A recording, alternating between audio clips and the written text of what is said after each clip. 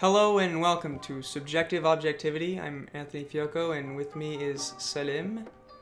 Say hi, buddy. Hey. Alright. Today's topic, the origins of racism. Socioeconomic, cultural, what is it? How did racism begin and how has it survived? Is racism still alive to this day because it is innate in human behavior to segregate or pragmatically mistreat based on cultural qualms? Or is it because every generation is taught about the consequences of racism and oppression in their schools and homes, but not taught to ask why or how it occurred? Or even think of what racism really is and in what fashion can it occur? So I think that the first point to make here is I think education is largely responsible for this like consistent stream of not questioning the origins of racism. Okay. Like, at least because I mean we went to a good high school, but the history classes were so indifferent to the actual consequences of war and like any kind of like we literally had a class on the what is it called, the triangle of commerce, where they exchange slaves and for sugar. Yeah. And that was just like what did they exchange? Sugar, spices, slaves. Okay. Yeah. Like, commodities. Exactly. Yeah. Exactly. Commodities. And I think that there is like there's no content given to this like husk that is actual racism and lives being affected in history classes. Yeah, I think in my experience, I also had that view. I feel like we don't put enough emphasis on exactly the origins and why human beings are racist in the first place. Well, like, why do we categorize people in different groups? Why do we do that from a young age? Actually, we start doing that. So it's anecdotal what happened throughout history, but no explanation of why it happened or why it persists. Exactly. Throughout society. That's a good point. I mean, I think that the only way to like fix. I mean, this probably won't happen, right? Because the government is not keen on changing the actual content of the educational system, especially in history. And for a country that like prides itself on its on its significance, on its historical significance, the years that we spent studying Native American livelihood and life before the 1600s, and life after the 1600s, after the colonization. Colonization. It was like completely disregarded the fact that lives were and cultures were completely annihilated and genocidally destroyed. Identity, and it's kind of funny actually that the two opposite ways of dealing with the Native Americans were not even discussed in school. I learned this afterwards, how Samuel de Champlain and Christopher Columbus treated the natives in two completely different ways. Yeah, that's a good point. And the school for me did not give any of that any importance, and it didn't even go over. I think that could have been a great lesson on morality and like how important decisions, the consequences that they can lead. And we went over dates, and like the fact that I remember the square footage of a fucking house in an Iroquois tribe, but I don't know. It's 40 feet. 40 feet. I don't know. Actually.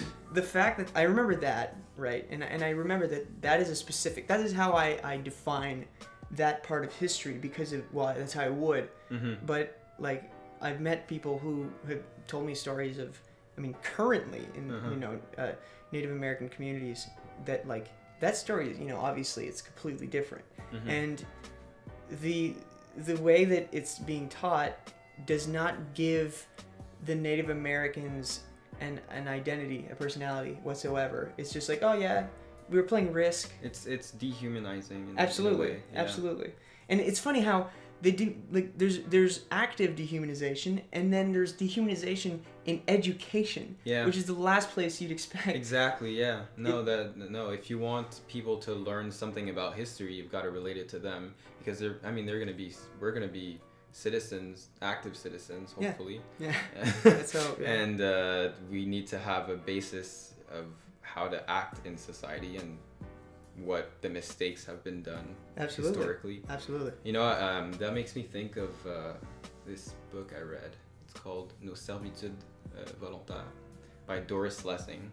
And basically, one of the things that she points out is that we should look at history as kind of a social lab, which is really interesting.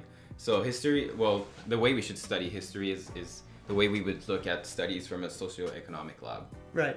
So history itself is, there's been a lot of failures, a lot of attempts with different political systems, socioeconomic systems, and we should look at it like attempts of the human kind at trying, systems that obviously did not work, considering what we have today, or at least did not. Which you could argue, like, the fact that it is a success right now, this system, just goes to show that, like, there were at times systems that have failed. Yeah. That people were like, but this is a successful system right now. Yeah. So the short-sightedness that comes with, like, no, capitalism is dude, everything's fine right now, right? Dude, come on, bro.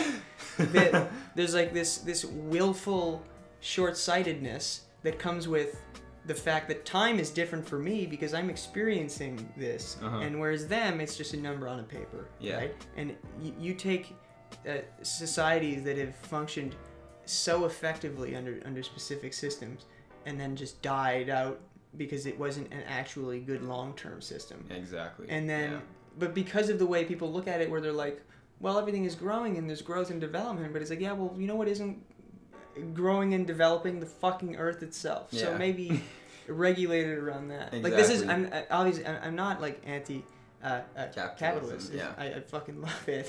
Right? But the thing is, I dislike the argument that people have defending capitalism, being like, oh, it's the only system that's really working well. Because is it working well, or are we fucking over everybody else but ourselves? Yeah, that's a good point. How are you you said in your book she was explaining how to look at history. So kind of similarly, when you read a paper about a study that's been done, we can't do any studies about, well, we could, but that would be very unethical. Make experiments about like what systems work in society, Oh, right. But what we can do is look at history, because they're basically all experiments that just happened, that are all documented, So, for example, if you look at World War II and how Hitler tried a system in Germany, which obviously failed and was unethical, but it's a good example of, a vision that doesn't work for society.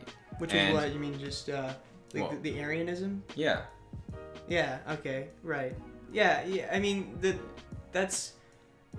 So okay. So the point is, like, the way decisions were being made and how they were affected by this political leader were like under the. I was gonna say were affected by, but it was under the purpose of a genocidal, like. Maybe Hitler is not a great example. I think I would more like. Because what was his system really? Because throughout the 20th century, we had a bunch of, Marxism was pretty much a prevalent view, that the attempt, at least, to make socialist societies, which didn't work. Yeah. Most attempts did not work. They ended up as like. Yeah, absolutely. But you see, okay, so I think that's a great point about Marxism. Something that I read about in Marxism is how it would everything could function according to whatever, right? Theoretically. Exactly. But the point is, this is not a theoretical world that we live in. Yeah, exactly. There are finite resources, and they're spread unevenly, and even the way that we've created our own resources is unevenly spread. Marxism would function in a Pangea state where everything is even for everybody and everybody's equal. That's the because Marxism, you could make the same argument of bureaucracy. It requires perfection, and that's something that we are as human beings cannot achieve in this like natural world that we don't control at all. Also, I'd add that any theory, or at least social theories, leave out many variables. Of course. So, I mean, once you get to the practical side of it, to the real world, all those variables are there. And they are affecting the outcome. They are affecting greatly the outcome. Absolutely. I think that, like, to go back on the Hitlerian example that you gave, that, you know how that racism, like, kind of spread and was brought out? Because when I think it was like 1933 that he was elected chancellor, and then he, in like 38, he got to power. The initial purpose of that racism was to blame a specific people for all of the negative shit that was going on. Right?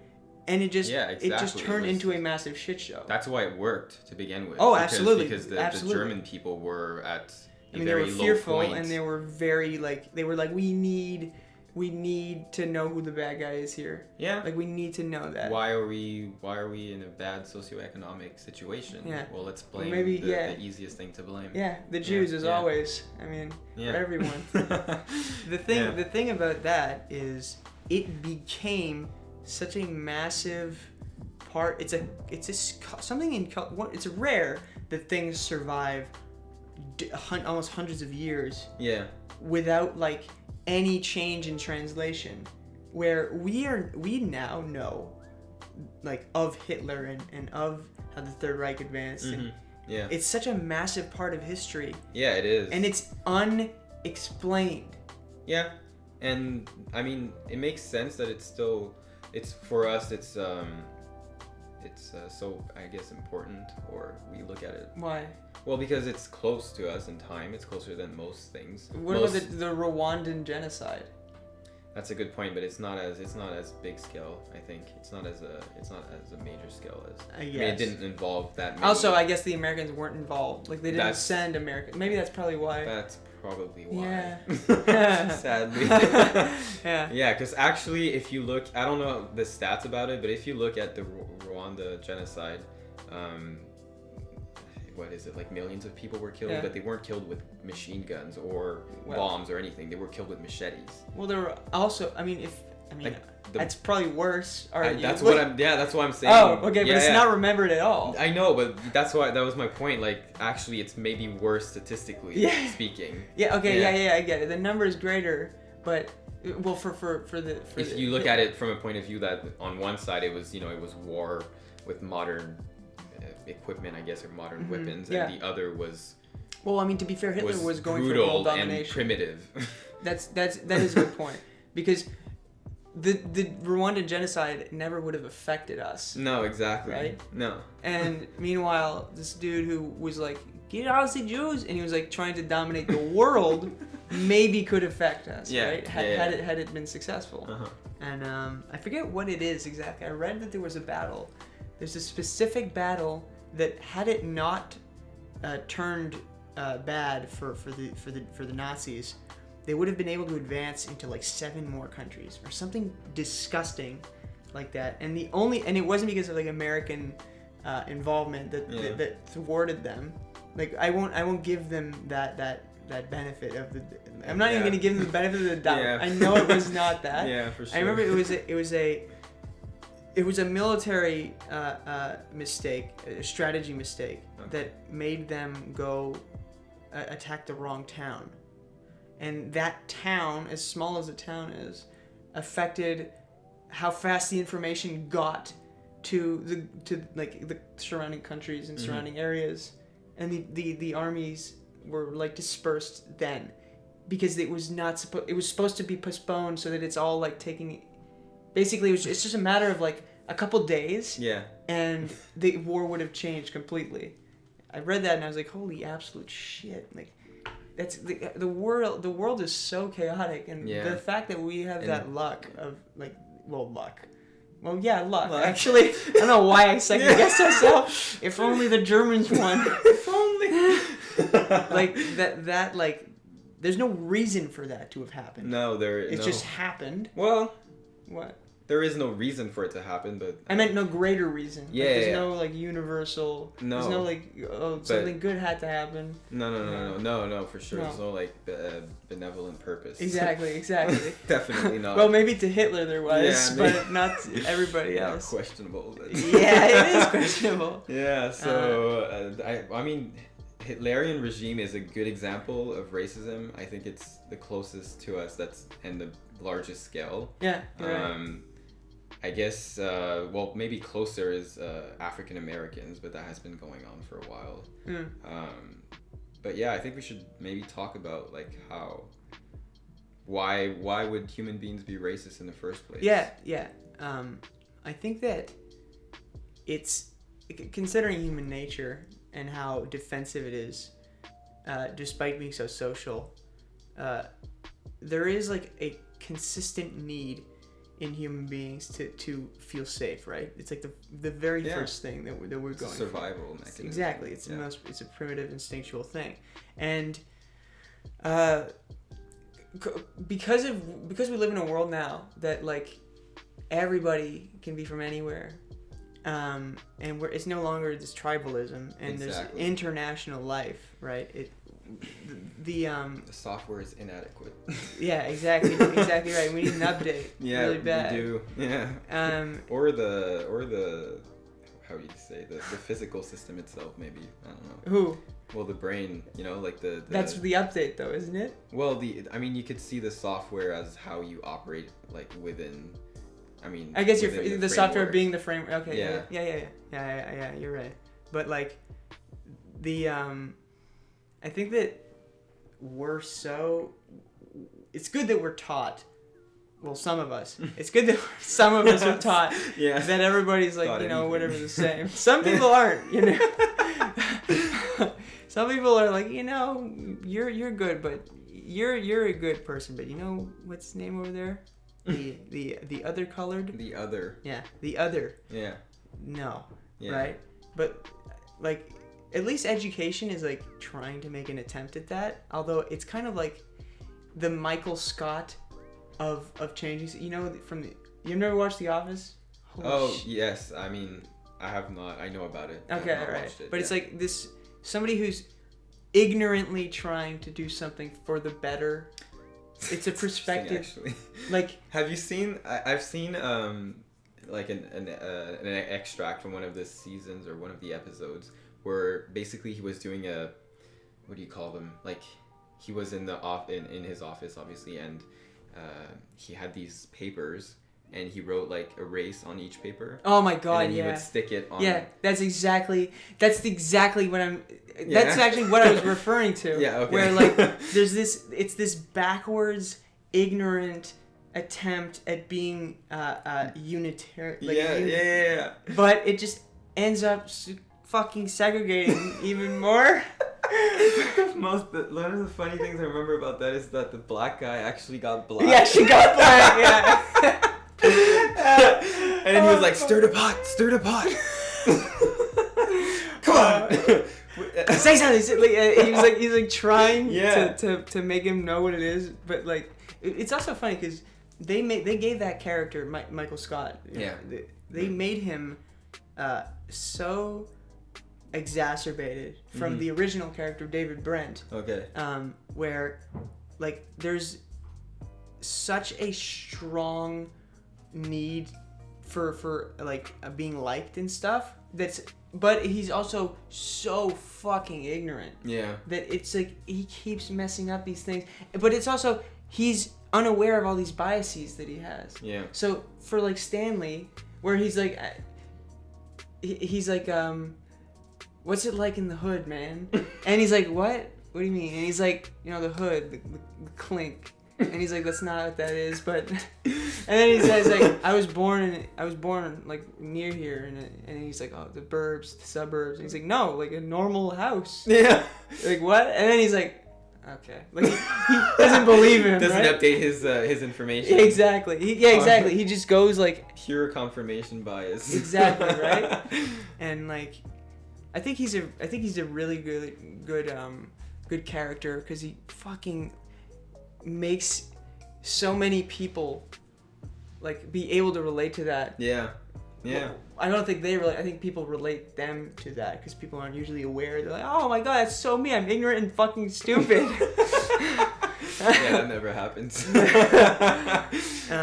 But like, actually, we were talking about like the instinctual segregation of people. Yeah.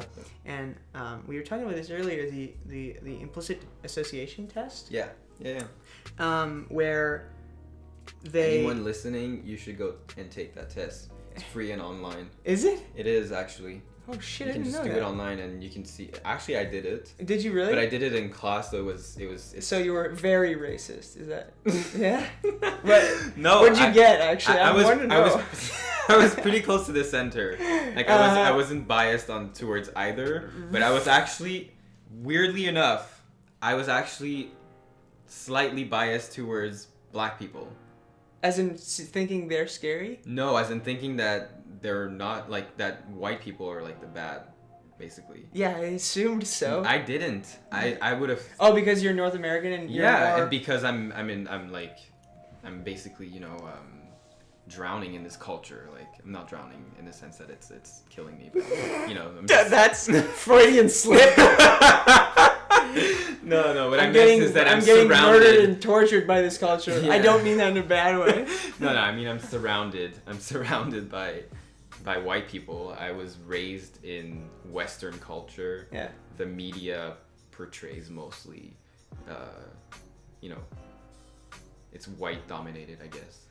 Yeah, but I mean the media Especially is the also media. meant to I guess retard. the media that I know, but I still consume media. Of course, like everybody else, it is affecting you regardless. Yeah, so I thought I was gonna. And actually, the interesting thing is that most African Americans are biased towards whites in the sense that they're white positive and black negative.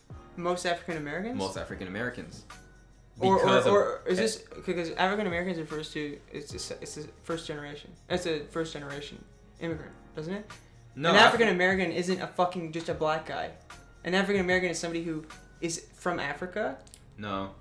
Or has African heritage living in America. Yeah. So basically, all the slavery descendants. Exactly. Yeah. So. So most of them, which are who are North American. Yeah, we're North American, but the study was done in the States. I don't think we'll call them. I mean, the United States. So yeah.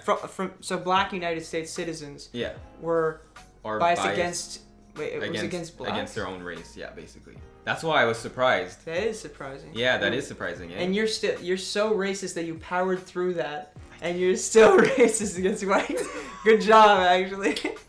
Yeah. That's really interesting. It's the opposite of what I would have thought. I know. That's why. Yeah. It could be just a majority minority thing, though. I think it's a societal thing. Exactly what I was describing. The media, the portrayal. Like beauty standards. Like there's so many things that are. That's a good point. Beauty standards and just in entertainment. Yeah. The roles that are given. And also. Which are not. I want to emphasize this. They're not directly racist. It's the fact that they're being associated within. Yeah.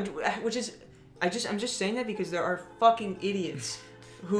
There are. But there are people who assume that because something can bring out something that could be racially insensitive. Yeah.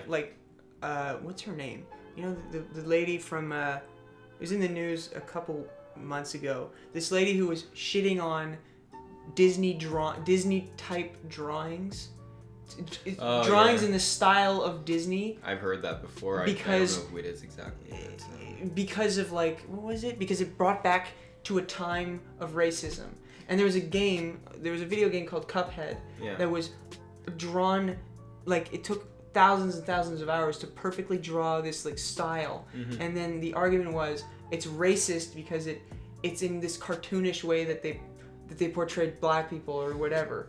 But it's not. That's not. It's even not what they're inherently doing. racist, but No. it can. I think it can. I mean, I think it's a good question to ask because children that are watching this may, if you have children, for example, a regular conventional white family, and they're watching Disney movies, and they're not really in contact with a lot of others. Yeah. They're not in contact with any other others. No, but that's basically what it is. It's the other versus your in group. Still to this day. I think so. That's where that's what we're talking about. The whole racism. That's where I think it stems from. It's a whole in group out group thing. In group out group isn't the same as they're not within your sphere of existence. That's what you were describing, Oh, right? no. Well, It's like in group out group would be like there are black people at my school, I just don't hang out with them. no, not necessarily. Because we're within the same. You can be part of many in groups. For example, being black or being white are two distinct in groups. So being a student versus being having a job, working. Okay. There's a bunch of in groups that, I don't know, being a musician versus not musician, or being in arts versus being in science. Okay. Any categorization that you can, any label that you can put on a person can Yeah. become an in group, and you associate yourself Yeah. with the people around you that Yeah. are doing the same thing as you are. So anyways, what I was saying is that those children, which are mostly exposed to their white in group. Why? No, but hypothetically. Okay. Well, what exactly would their house, their family? Their social setting is mainly white.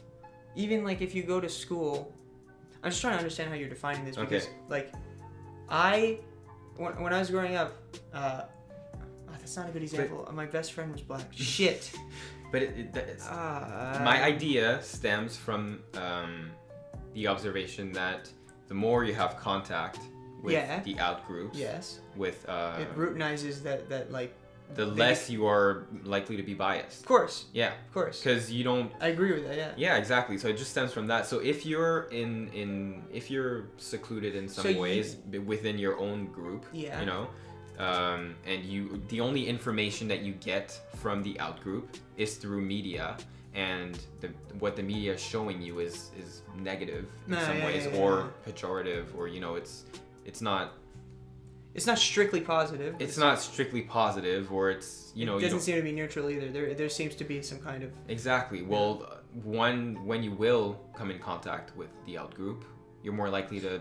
You're totally right. The only schema in your head that you will have in your mind is whatever information you have from the media, because you don't have anything else to base your reaction on, or base your assessment of the person you're seeing in front of you. Yeah. You know what I mean? Yeah, I do. So that kind of I think that kind of stems racism in a way. Yeah, absolutely. And I mean, today it's different because we have, like, most of us have contact with it, especially if you live in. I thought you were talking. No, about it's just a hypothetical example of what could happen if you only have access to Disney movies. I agree with that hypothetical. I agree with that entire that situation. But as soon as again, the practicality thing. Right? Yeah.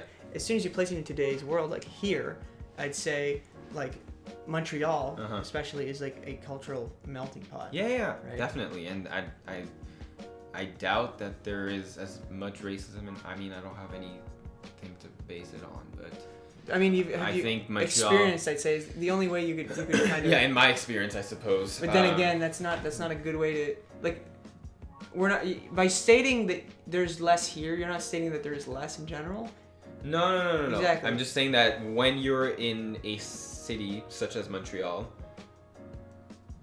where there's more contact, people are more, intermingled in some ways, and have more, there's just more. I mean, it's a very diverse city. Yeah.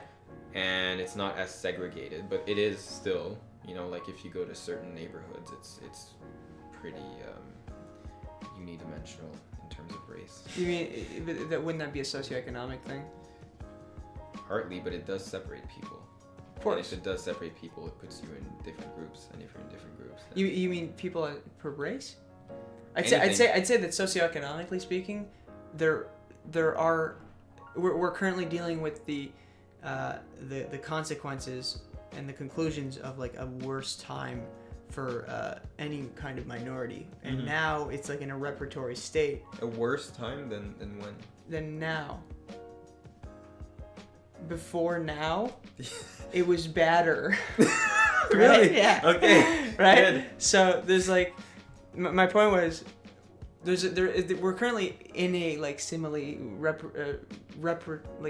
reparation where yeah, definitely. like, and I don't mean just like race relations, I mean like economically speaking. Yeah. There's furthening of like chances are being given more to people who could not have chances before, I right? wouldn't put it as chances, but yeah. Chances as in like it Opportunity. not like to go to school, I mean to succeed. Opportunity. Okay, what's wrong with the word I used? Because chances is I don't know, it seems like you're, now you deserve to have, No, it doesn't! Yes, it has that connotation. I don't like To it. you, maybe. Well, yeah, I'm the right person to ask. Am I not? You're just saying that because you know someone who's black called Chance. That's the only reason you're saying that. I'm kidding. He needs a chance. The thing is, right? I was saying chance as in like, I mean chance. Get the chance to do something. Yeah. Doesn't mean like. It is the opportunity. It's not like, okay, Timmy. Now you're allowed to do this. Yeah. I'm not. You're now permitted to do so. Which, the reparation right now, like this brings me to something that I think it's important to talk about. There is reparation, opportunity. Giving opportunity is good, and this is gonna sound. This is controversial. Uh-oh. Okay, because in the States, for example, okay, there are colleges, universities that are. I mean, there's two things that we're trying to achieve. One is equity, and the other, the less good one, is equality of outcome. So equity, I think you mean equanimity. No, I mean equity. Isn't equity like a financial term? You mean like a common ground, unitary level of no, we're all the same. I think that may be equanimity. I may be wrong.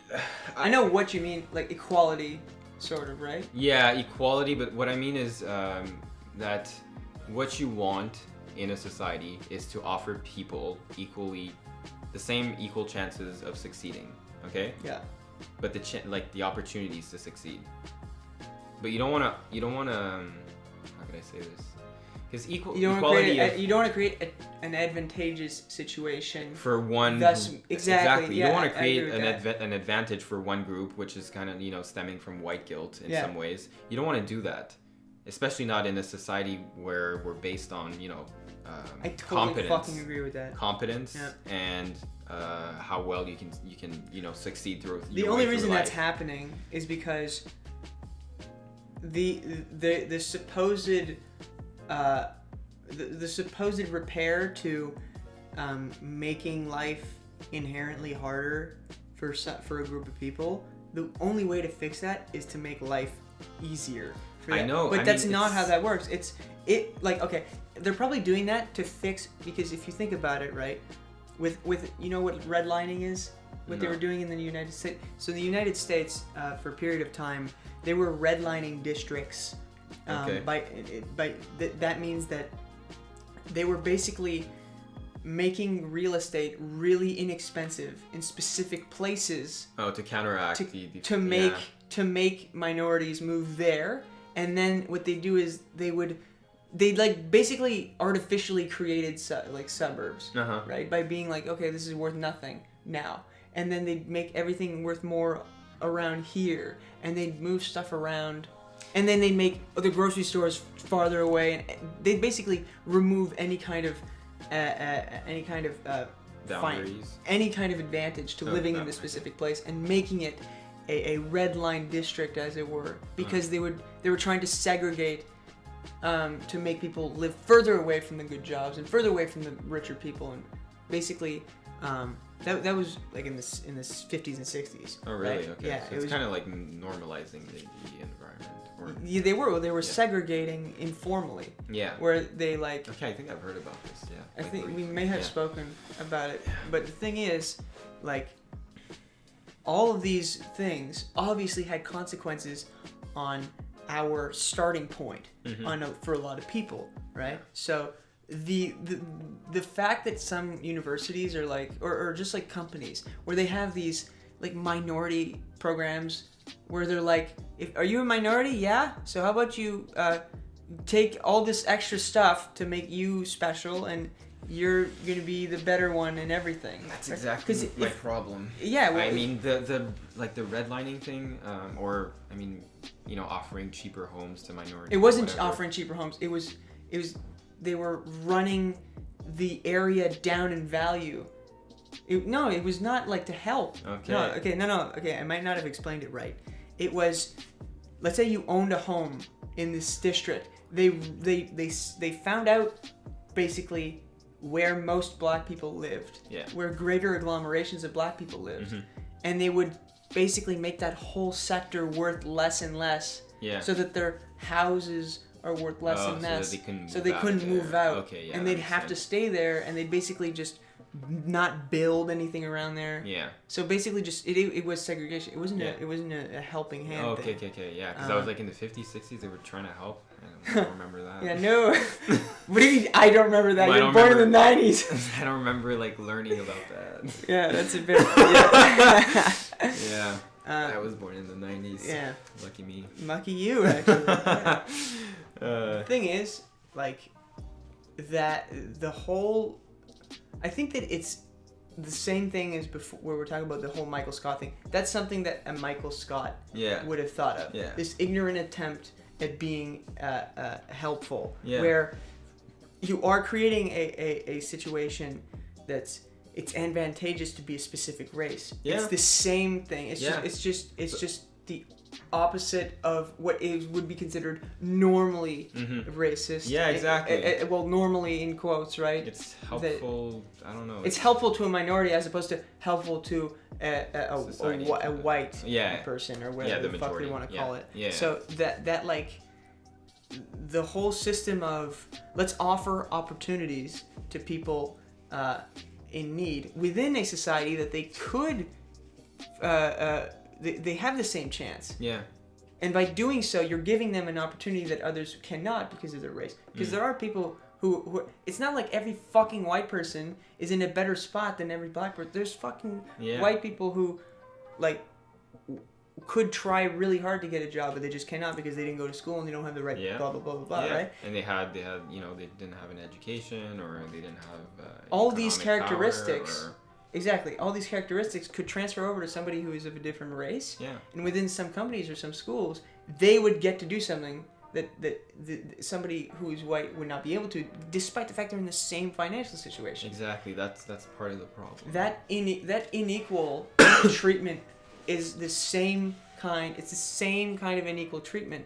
Yeah. Whether doesn't matter what side it's on. It's coming from, right? Yeah. And some people would argue that like making that statement is racist, or I mean those are people who are mentally retarded. Oh, but really? it's the thing is like that maybe that was overtly rude. No, but like I'd love to argue that point because me too. I love arguing about that point. Oh really? Yeah. You love arguing about stuff? No, but it's just because it's.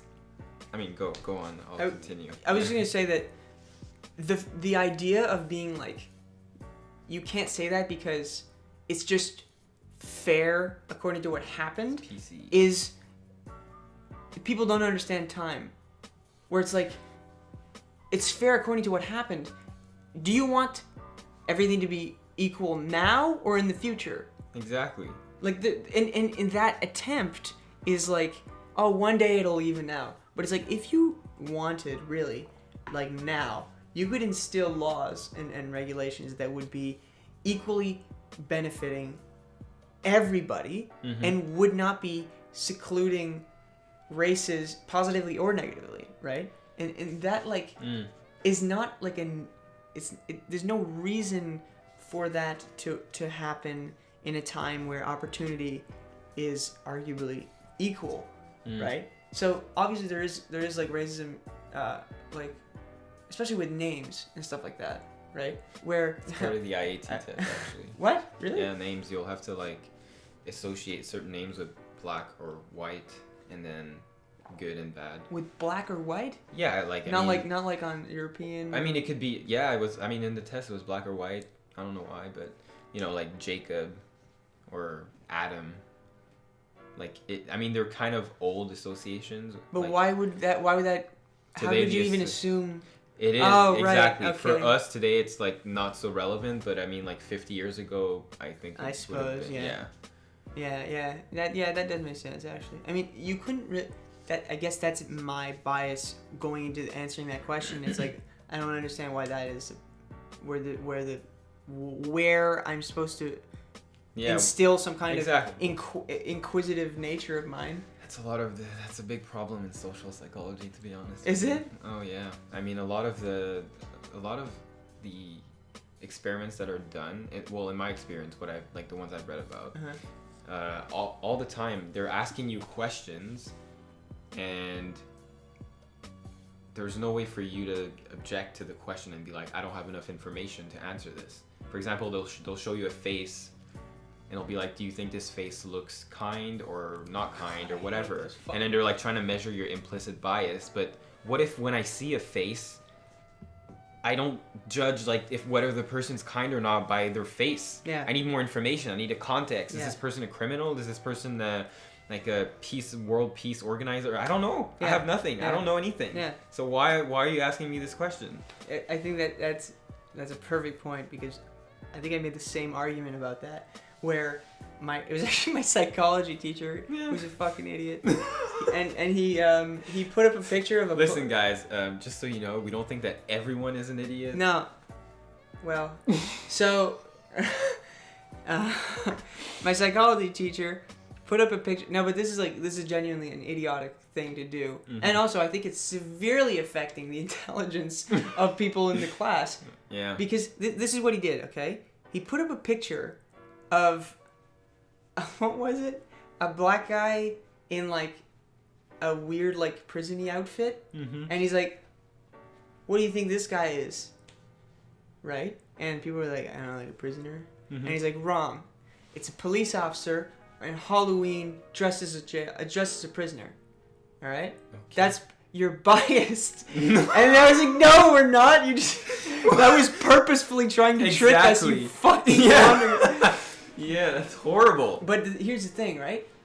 This guy, which is a problem with a lot of people, they don't, which especially in education, mm-hmm. because if you can't do it on your own and you're like 16 to 20 whatever, like, I don't blame you as much as everybody that was part of the education system that you went through, mm-hmm. because this guy, okay, is a professor. No, I won't give him that. He's a teacher, okay, who happens to be in a position. He should not be in a position of instruction, because he kind of like tries to make situations to be like, see, you learned something, mm-hmm. but it's actually that he's tricking them, mm-hmm.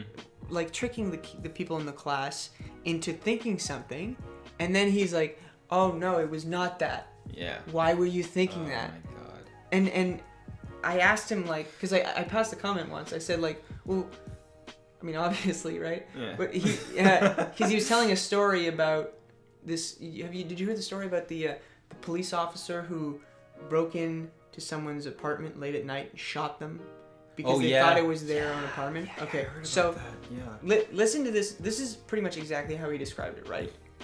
I think you told me about that, actually. Did I? Yeah. Okay. Well, listen.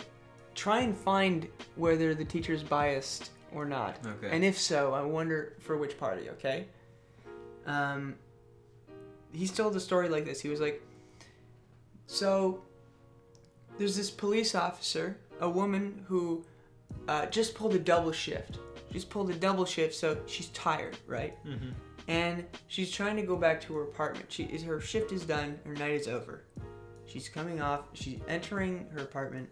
As she goes to the door of her apartment, notice that he said that, right? He's like, as she goes to the door of her apartment. Okay. He was purposefully giving out information to be specifically how she sees it, but we have more information than that.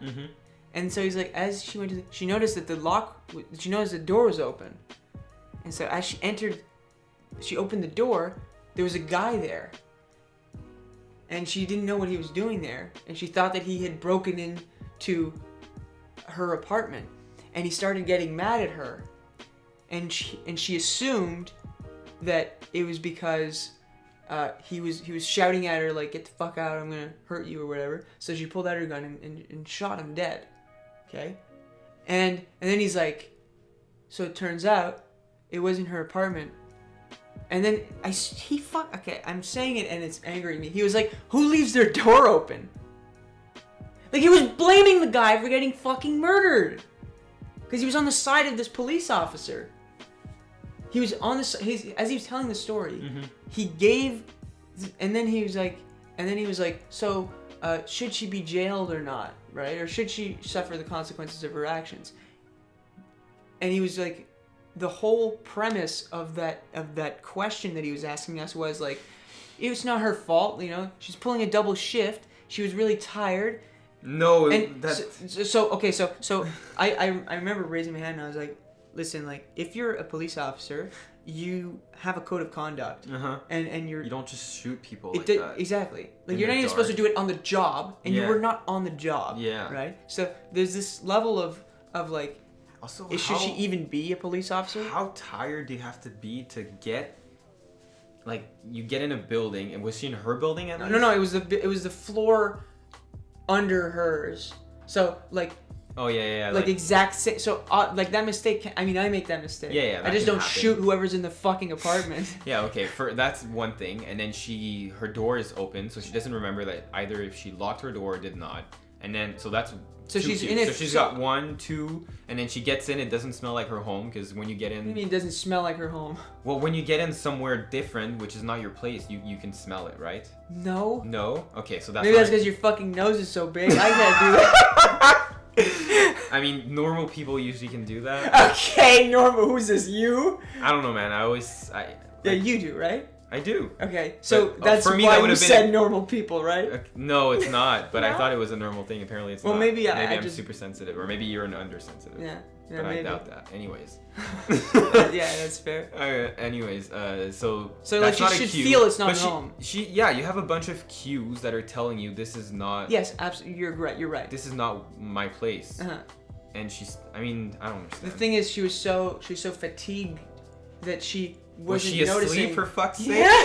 Because I don't know how fatigued you have to be. Sleepwalking. Yeah. God exactly. damn. Like, I mean, even the furniture, like, it can't be the case that it was the agree exact same apartment. I agree with you.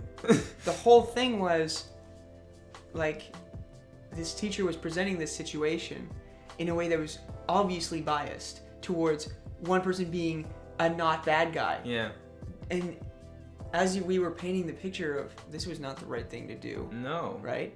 He was not acknowledging these arguments because he was, and this is a teacher. Yeah. Who's like, I want to get your. What's the class? I don't want to. Okay, yeah, fair enough. He's not gonna. Educational psychology. Educational psychology. Okay. So, it's actually ironically it's a class about how to use psychology to better how well you're teaching. So his whole class is about how to be a good teacher, nice. And he's a shitty one. So basically, you have a psychologist in front of you.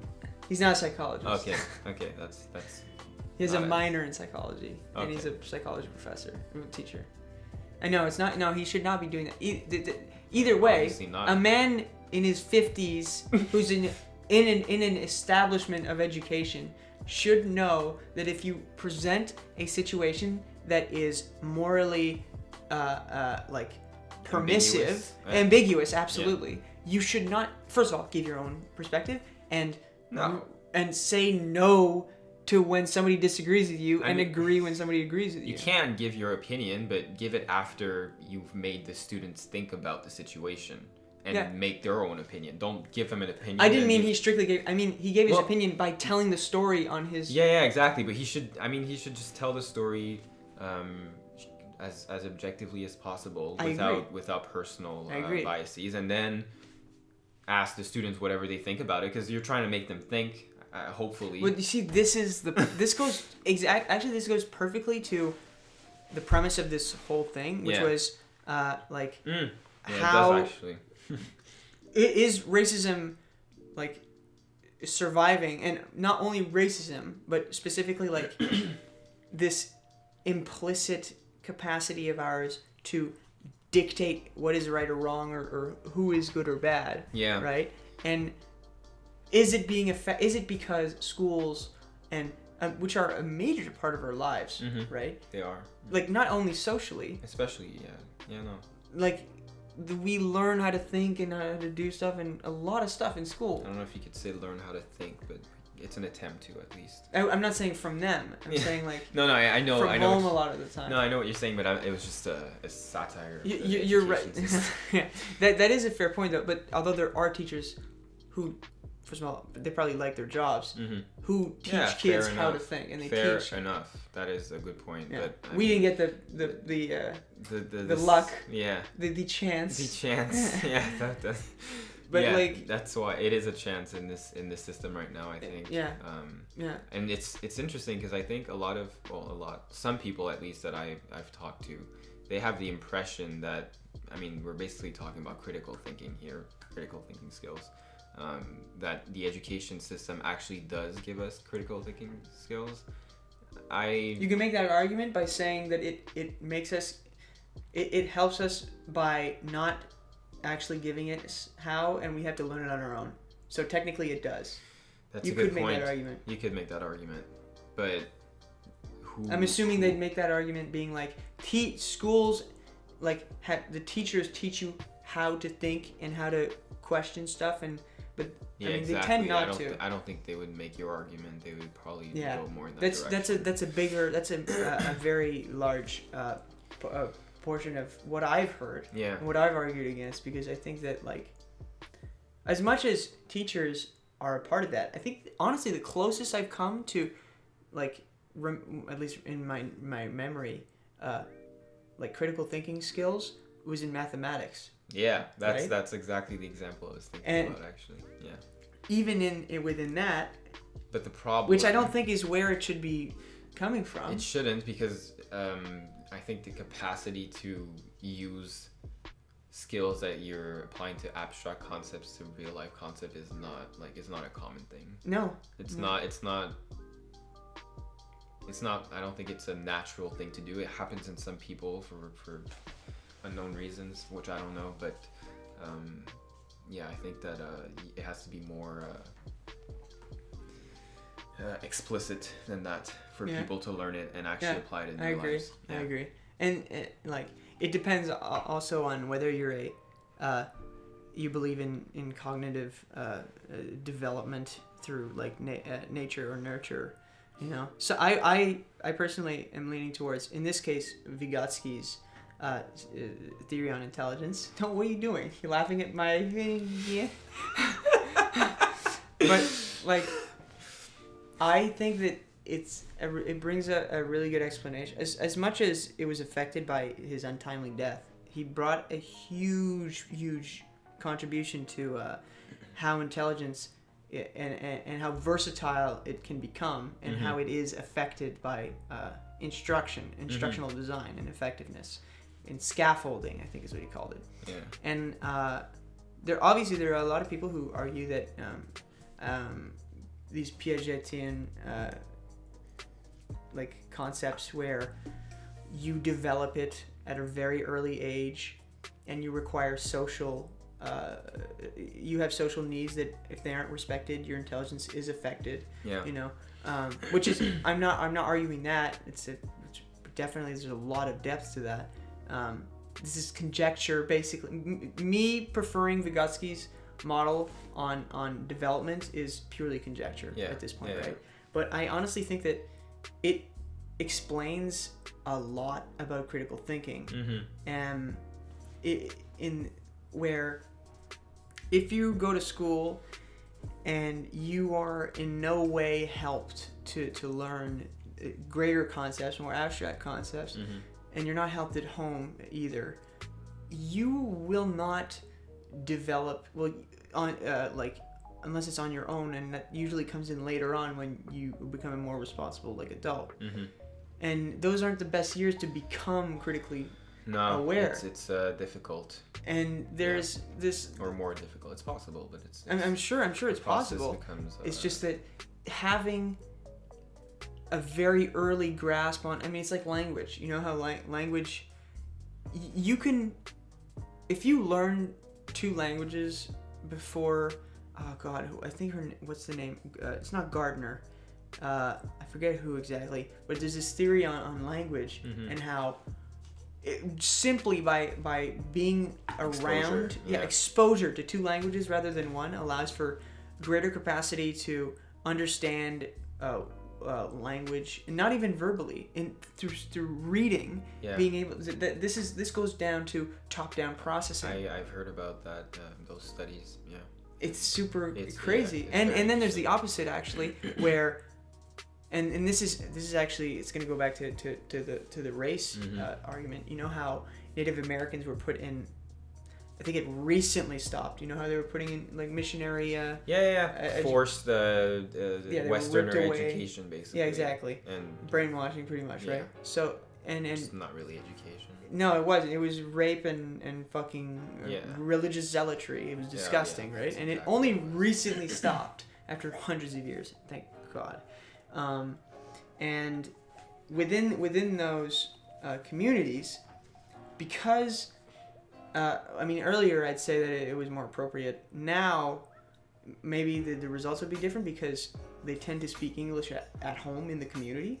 But a couple years ago, like 50-something years ago, before the missionary stuff stopped, there was a difference in culture, I'd say, where language, they spoke their own nativist language within their households in the community, right? And culture hadn't been destroyed. Well, it was, I don't know. Their culture was destroyed a long time ago by being segregated and by ripping themselves from nature.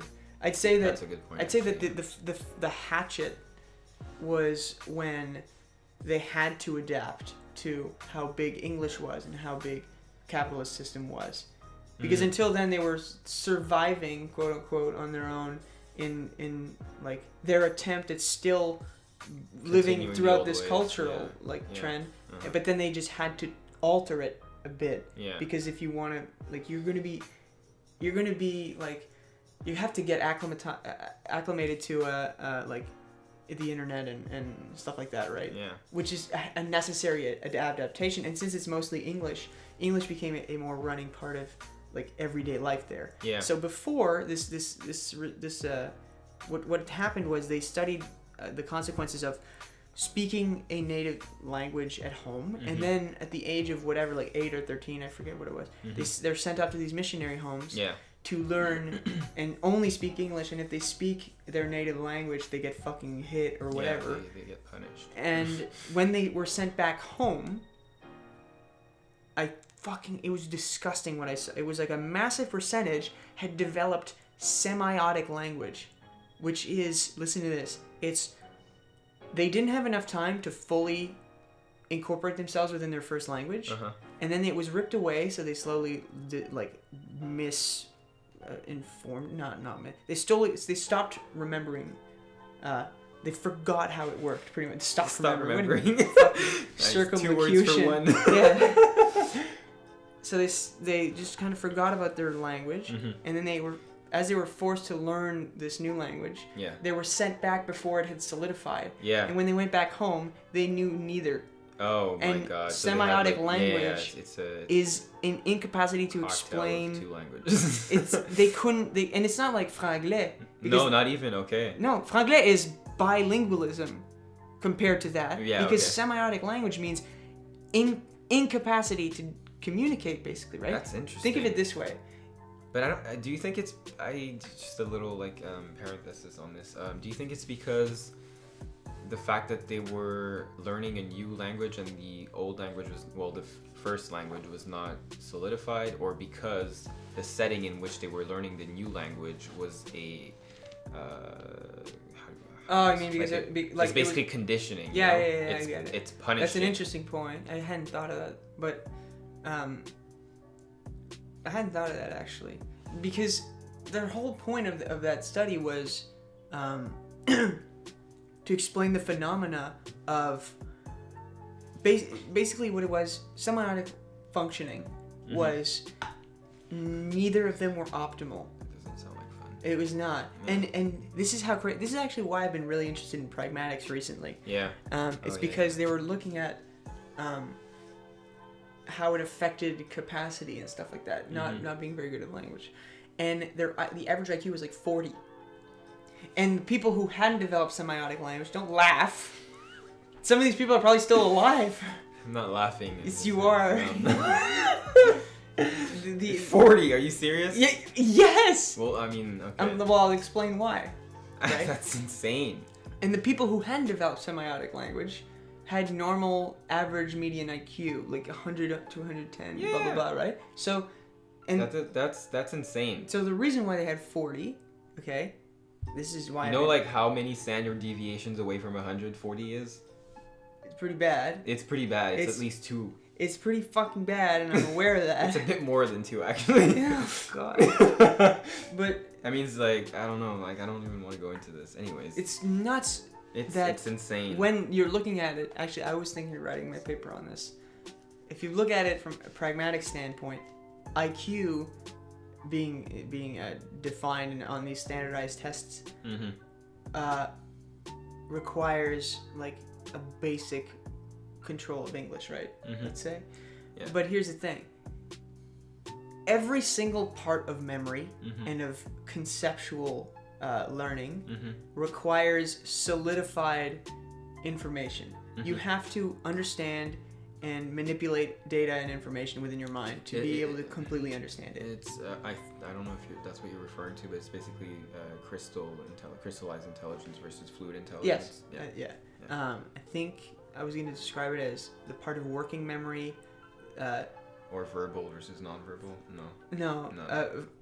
Do you know how working memory, the components of working memory? So like the visual spatial sketchpad is how with information retention comes the capacity to recreate and manipulate imagery. Yeah. Exactly. So it's actually what the memory palace technique is built on. Yeah, method of loci. So like if I'm like, okay, just remember the inside of your house, and you can see that. Yeah. Well, you can just turn around shit in your mind like right now. Yeah, it's mental rotation and mental manipulation of it's of a capacity to yeah. manipulate the spatial aspect of any kind of image that you. So that ties in with language. So this ties into language, and this is not so much an opinion because I have read stuff on it. It's not explicitly the point I'm about to make. Okay. So I've read stuff saying that one's mastery over their language can affect their IQ. But definitely. Yeah. So here's the thing. I don't think that they're going in depth as to why. I don't think they're going in depth enough as to why, because I think that language is the biggest barrier that we have. This is conjecture. I think that language is the biggest barrier between any kind of conflict at all. I think that the way between the conflict, between any like parties that are having a conflict, and I mean like, so just or anything at all. I think that language is affecting. I think it's affecting research. I think it's affecting social life. I think it's affecting economic sustainability in the world that we live in. I think that language is completely in charge. You know someone who said something similar? Who?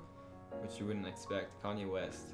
Uh-oh. Yeah, he said language limits thought, basically. Okay, to be fair, what I just said probably had some more depth to it than what he said. Not really. No? Nah? Okay. Ouchers. Okay. But, I mean, he said it simplistically, but Wait, more simple than you just said it? No. Because I was like, how did he say? Does he just scream and nothing? Did he just go, ah? And you're like, oh, that means, yeah. I inferred that that's what it meant. Yeah? Yeah. That's fair. No, but it's just, I don't know, it's just interesting.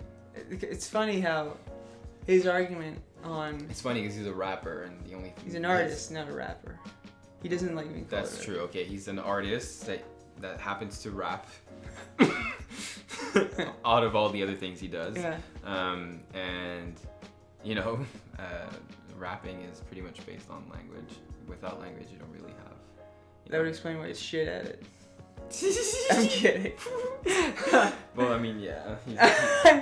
He's great. He's just better at the musical aspect. I wouldn't know. I'm not really... Actually, his other point that he made about slavery like a couple years ago, is it already a couple years ago? No, it's not. It's a few months ago, and that is what do you have to say about that? I'm interested. I 100% agree. Really? I don't. So, obviously, you have to take it with a grain of salt, right? Because, yeah, when he said, I think the statement was, slavery was a choice. Slavery is a choice. Yeah. Okay. So. Depending on the context in which you explain it. Because the thing I said was, sure, I mean, you could kill yourself. But that's not a choice, really. Yes, but I don't think that was his point. I know that's not his point, yeah. But that's the conversation it entertained. Yeah. Right? Yeah. To be fair, he could have just not been making a point. He could just slapped the word, it just makes words. You don't write actual letters. In the middle of the phone, you can just click a word that's already done. Yeah. He could have just hit that 6 times and it would have fucking said that. Yeah. Right? We don't know. Yeah. But saying slavery was he said is or was? I think it's pretty important to... Yeah, it is. I think it is, but yeah. Okay, so if he was referring to actual slavery and from Africa to America, or Egyptian or whatever, what were we gonna say? Why would he talk about that? No, I mean, when you're evaluating what someone said in whatever case, you should always assume first. I mean, I'm the one saying this, which is kind of funny, but you should always assume that the person saying whatever they said is intelligent, Did you just say that? I did. That goes against everything. I know, but it goes... Nobody knows me here, okay? That's fair. So you're giving him the benefit of the doubt. Better than that. I'm giving him the benefit of the doubt, and you're not only assuming that he's saying the right thing. I'm not assuming that he's saying the right thing. I'm saying that he has good reasons to say whatever he said, and from there, I'm trying to find what those reasons could be. Did you find any? Well, I like the fact that statement started a bunch of conversations. That was my opinion on... I think that's pretty much his end goal, about saying crazy things like that. I hope. Which is why I was like... I went through this really weird phase where I was like, holy shit, Kanye West is like really smart. And then somebody was like, no, he's fucking stupid as shit. And then showed me something really dumb he did. And I was like, God, was I just assuming that all this stuff was really smart? Yeah. But there was no depth to it whatsoever? Yeah, I don't know. So now I'm leaning towards that. Yeah? Yeah, I am. I do honestly believe that like his statements are fucking nonsensical garbage. That really? He doesn't... I'm sure he could explain them, but like I don't think he actually has thought about them. Yeah. I think it was kind of like a thought. Yeah. And he was like, maybe I'll just say that. Yeah, maybe. Right? But yeah. Because obviously you could say like... you could like look at shit on a wall, like somebody fucking took their shit. Who does that? On a wall. Well, homeless people actually. and it could just say like it could say something like so the shit would say something? Like it would be writing out a word. Okay. This is very specific in my mind. I don't know what you're seeing in there, but it smells bad. Yeah. Art, it takes a good palette. I'm not getting in that room, that's for sure. yeah. You smell as you're like, I'm not home right now. It's my number one cue. It smells like shit in here. There could just be a word written on this wall, right? And then down the line, somebody could look at it and be like, I love this comment that it's making, right? And then extrapolate some massive... And admit right now, have you ever been in a classroom where there was like a debate? I've actually never been in a classroom. I'm not surprised. But have you ever like been part of a classroom debate or like a debate of any kind, and not with me, like with a bunch of people? With a bunch of people.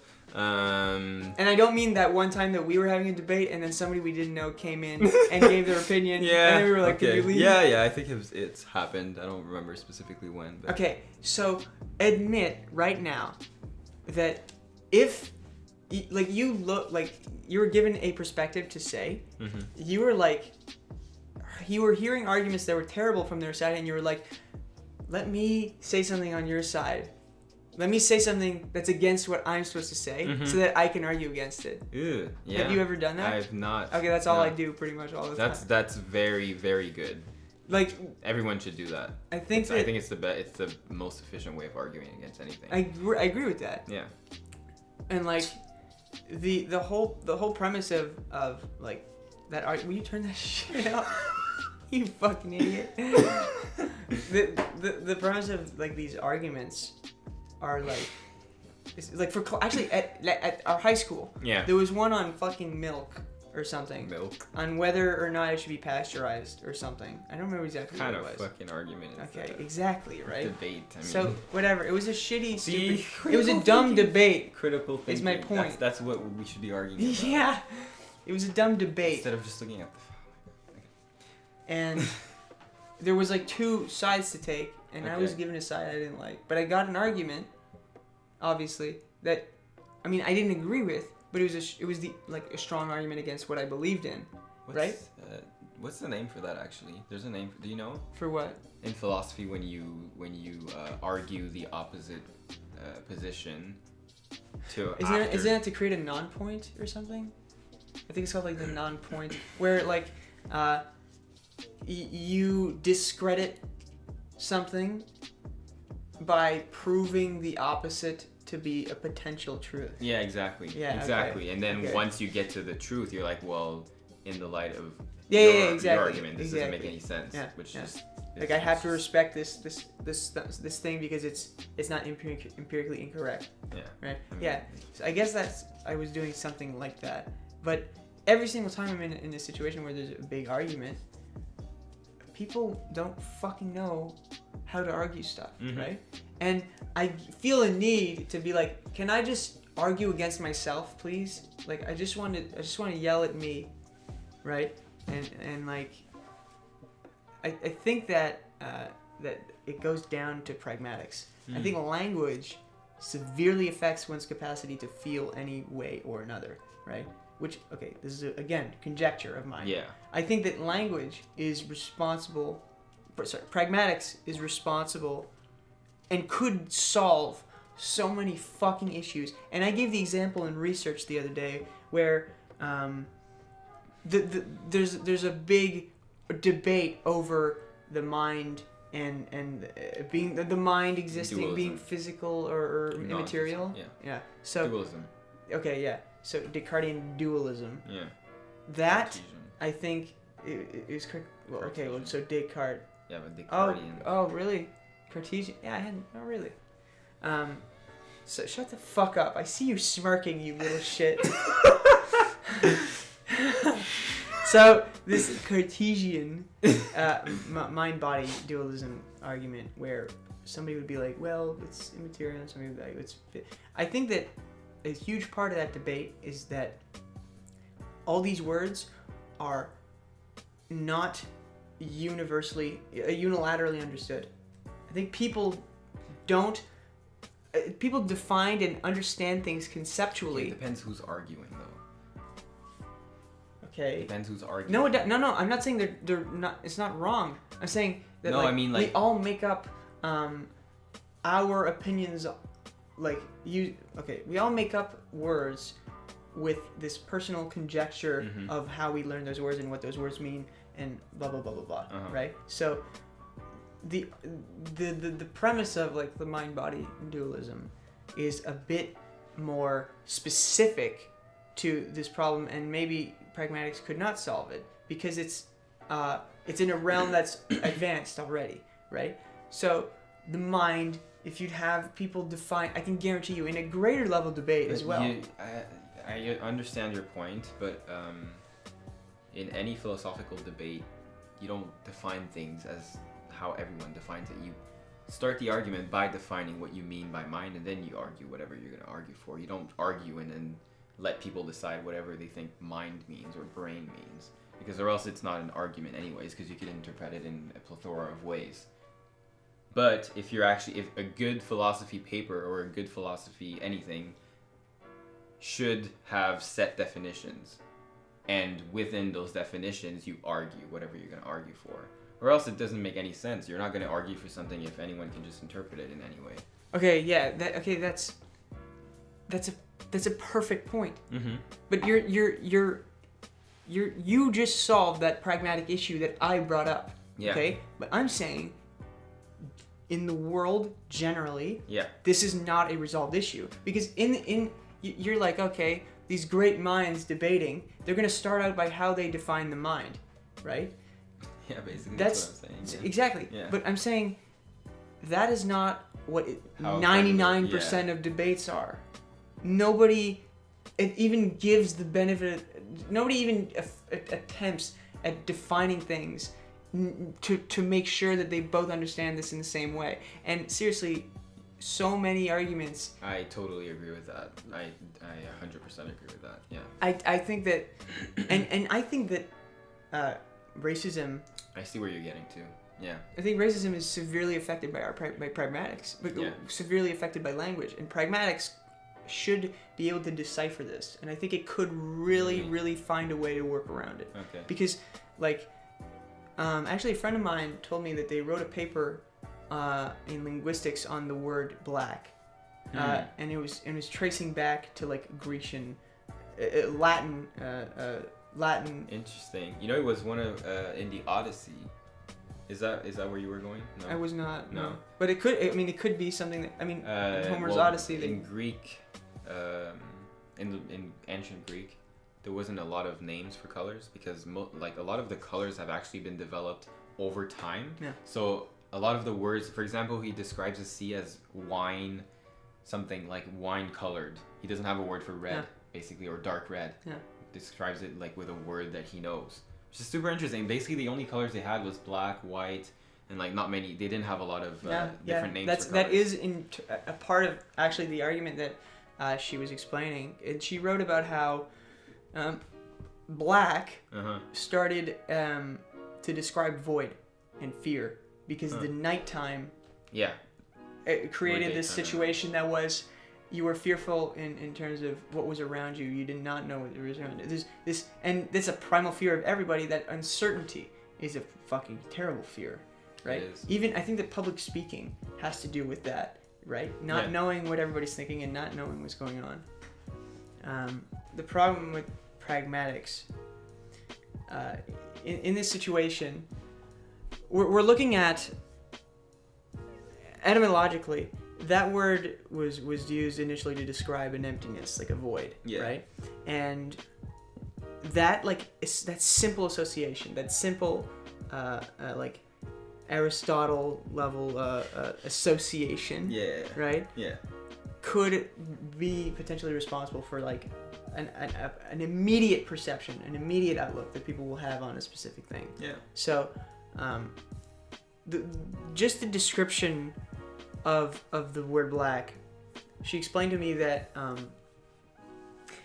they had never met people with that color skin, and the way that they defined them was in, as I think you said that previously, the outgroup thing. Mm-hmm. This like outsider thing, as opposed to, I mean, to be fair, they weren't geographically defining themselves either, though. So people in Greece hadn't gone to defining a cultural identity based on geography. It had nothing to do with that. It was an actual like kinship like cultural thing, right? So when they had this outsider force that they had never presumed on either, their way of defining it was by describing it in a way that was like, it's like night, because they're dark skinned. It's like night. Yeah. And that immediately has some kind of effect on how you see someone, right?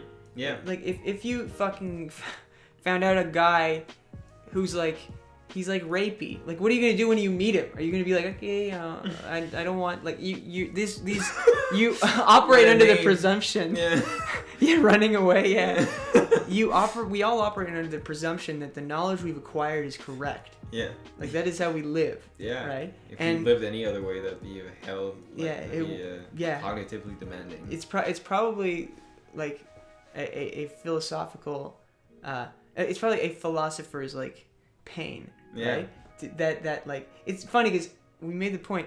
Every single lecture, like, given by a real professor who's a real, like, professional within his field, always talks like what he's talking about could all be bullshit. Because he doesn't assume that it's strictly correct. And, like, this is like a guy who is a founder of modern quantum computing, and he's like, it might not exist, that's an argument. But it's like, you go to, like, lower level education, and there's people like, no, all whites are racist. Like, there's no two dichotomous situations. Exactly. It's that dichotomy of, like, is it like, are you a victim of the system, or are you just fucking stupid? Like, well, there is one side who's respecting knowledge, and the other who doesn't even know what knowledge is. It's a good point. Yeah. And it's I think I last time I was speaking about this, I said it's like the whole specialist dilemma, where the more you're specialized, the more you know about less stuff, to the point where you know everything about nothing. And that just completely blocks you off from any outside information. And you have the situation where this lecturer that we went to see is somebody who is respectful in the face of potential and validity of, or like, what is the name of that? I think you sent me that, the basis of assuming something is neither true nor false. It's this contingent proposal where it's like there's no way of proving it, and there's no way of disproving it. Oh yeah, the basic argument. That's the basic argument? Okay. So the basic argument just follows perfectly into that behavior, right? Where he's giving the benefit of the doubt, quote unquote, to things around his sphere of profession, that he is like building a profession and career off of proving is real, but he's not like bullshitting himself or others into this reality that he's trying to pave. He's trying to pave an actual objective reality. And then there's these teachers who just fucking do the opposite of that, and they're like, no, this is exactly how this happened. Like, in psychology, I had that in CGIP, like in earlier college. I had teachers in psych that were like talking about behaviorism, and they were like, this is exactly the way that behaviorism sees this and this. And it was a point about how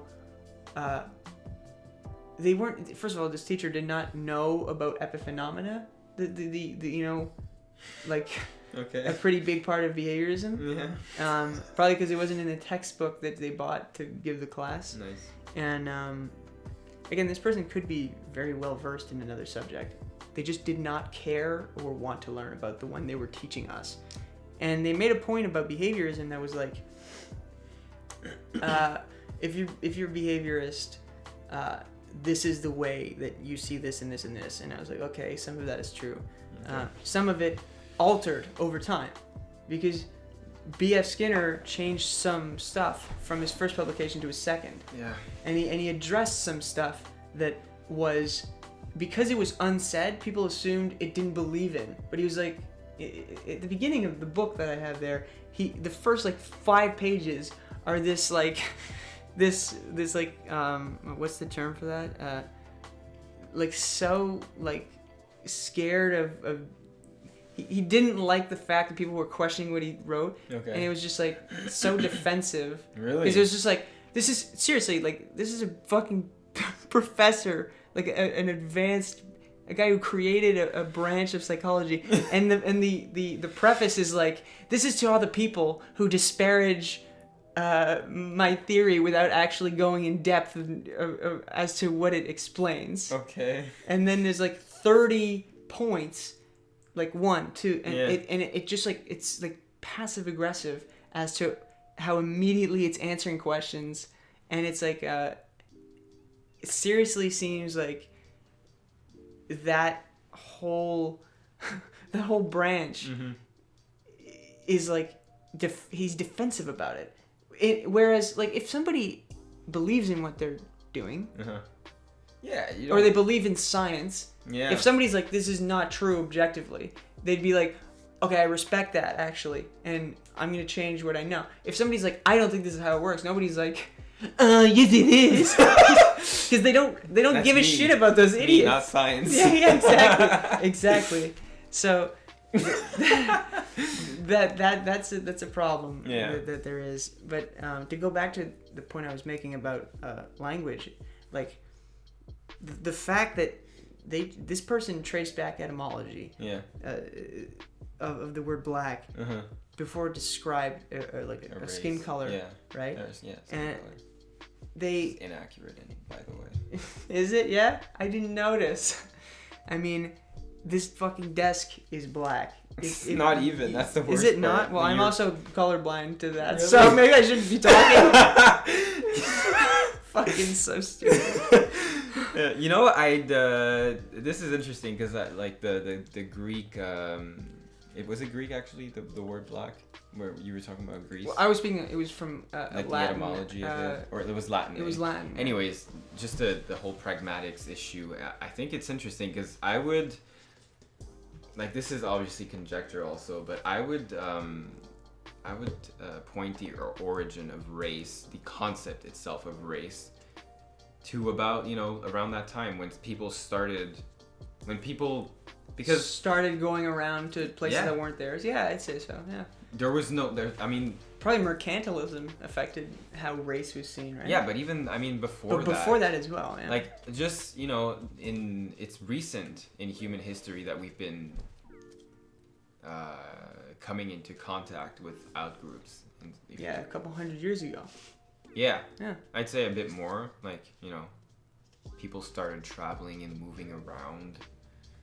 Yeah, but that doesn't affect people. That affects some persons. Like people. Yeah, in people general, as group. Yeah, that's a good point. Like society was you didn't have shaped not by some it's a modern. leaving. Exactly. Yeah. It's like race is a modern concept in some ways. Absolutely. Because 10,000 years ago, you didn't need to care about race. It was just your village. You just killed everything, but you. You exactly.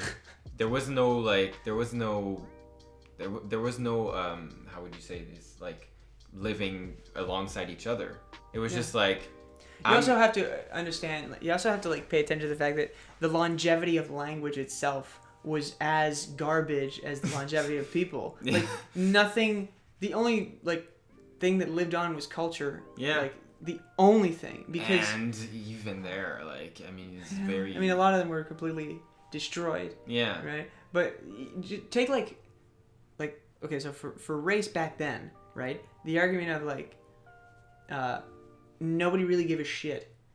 I think that a big reason as to why a huge conversation is had now on race is because the media, it's so monetizable. Yeah. Right? The media is it's like this prodding little cunt that they're like race relations, and they're stabbing this little thing to scream about it, and because they're not giving a platform to people who have an opinion that's valid. They're giving it a platform to people who complain about it and don't understand it, and they give a platform to people who don't want to understand it and think they do.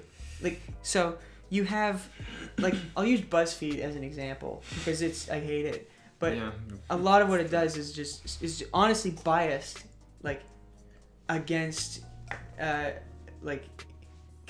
here's the thing I hate the most. They pretend to have this historical significance that they pretend to know this historical significance that's attached to race. Yeah. But then they're going to be so white people started slavery. And it's do you know what any of the words you use just mean? Do you know what started means? Do you know what? No. So this is something that has to be cleared out a lot of the time, and the answer is never listened to. Yeah. Because what do you make more money at? What survives longer? A conversation or a fucking monologue to a brick wall. And the brick wall being like, oh yeah, you didn't like what you just read? Oh, then complain about it and talk about me. Yeah. Right? Yeah. Like, BuzzFeed in specific had the most stupid fucking piece on manspreading. You know what manspreading is? I know what that is. I think that's ridiculous. They had this retarded thing, and these girls go on, and they'd probably get mad if I called them that. But these girls go... If you call them girls? Yeah. Because they probably would be like, you're misgendering me, or whatever I don't care now. My gender. Yeah, exactly. Okay. They go in these metro stations, and they sit down in the metro, and they take up as much... But it's like, first of all, it's ridiculous how much time... They don't take up, like... They don't put out their legs. They're fucking, like, sleeping like some homeless person in the metro. Nice. Yeah? So, that's not manspreading, that's cunt spreading. Yeah, that's... Yeah. They're... And this whole video is... Yeah. So... You alt-right white... Yeah, exactly. Exactly. Did you just call her a cunt? Did you call her a her? Did you call her a her? Did you call Z her? Oh, God, I'm gonna vomit. Oh my God. And by the way, we're not homophobic or gender discriminating. No, we're just racist. It's not. Yeah, that's why we're talking about racism. That's exactly it. I'm racist too, as a colored person, and this man Anthony is also racist as a white person. That's right. And we both agree that. That's how we became friends. Yeah. So the BuzzFeed video I was referring to was actually this Spanish guy talking about the etymology of the word marijuana and how it's a racist word. Really? And how white people shouldn't use the word marijuana. Really? He's trying to start the N-word for fucking Mexicans. Wow. So, but here's what's stupid, right? Okay, so that wasn't the stupid part yet. No. This is still smart, okay? You guys should see that. I think you could hear it. Yeah, if you could hear it. Oh my God. The guy is talking about how this big rich white man made weed illegal. So here's the thing. It's like what my teacher did, right? They're presenting this historical fact. Yeah. They're presenting it. It would be fine if they didn't give that fucking little spin of this is bad or this is this or that. So he's like this fucking rich old white man decided that he didn't like Mexicans. Like that is, whether or not that's true, that's not how you fucking present the story. No. Right? So he's talking about how marijuana was the white man's name for what's it actually called? Cannabis. Really? Yeah, and how marijuana is a derogatory term. Listen, marijuana is a derogatory term for cannabis. They're fucking defending agriculture now from being bad worded.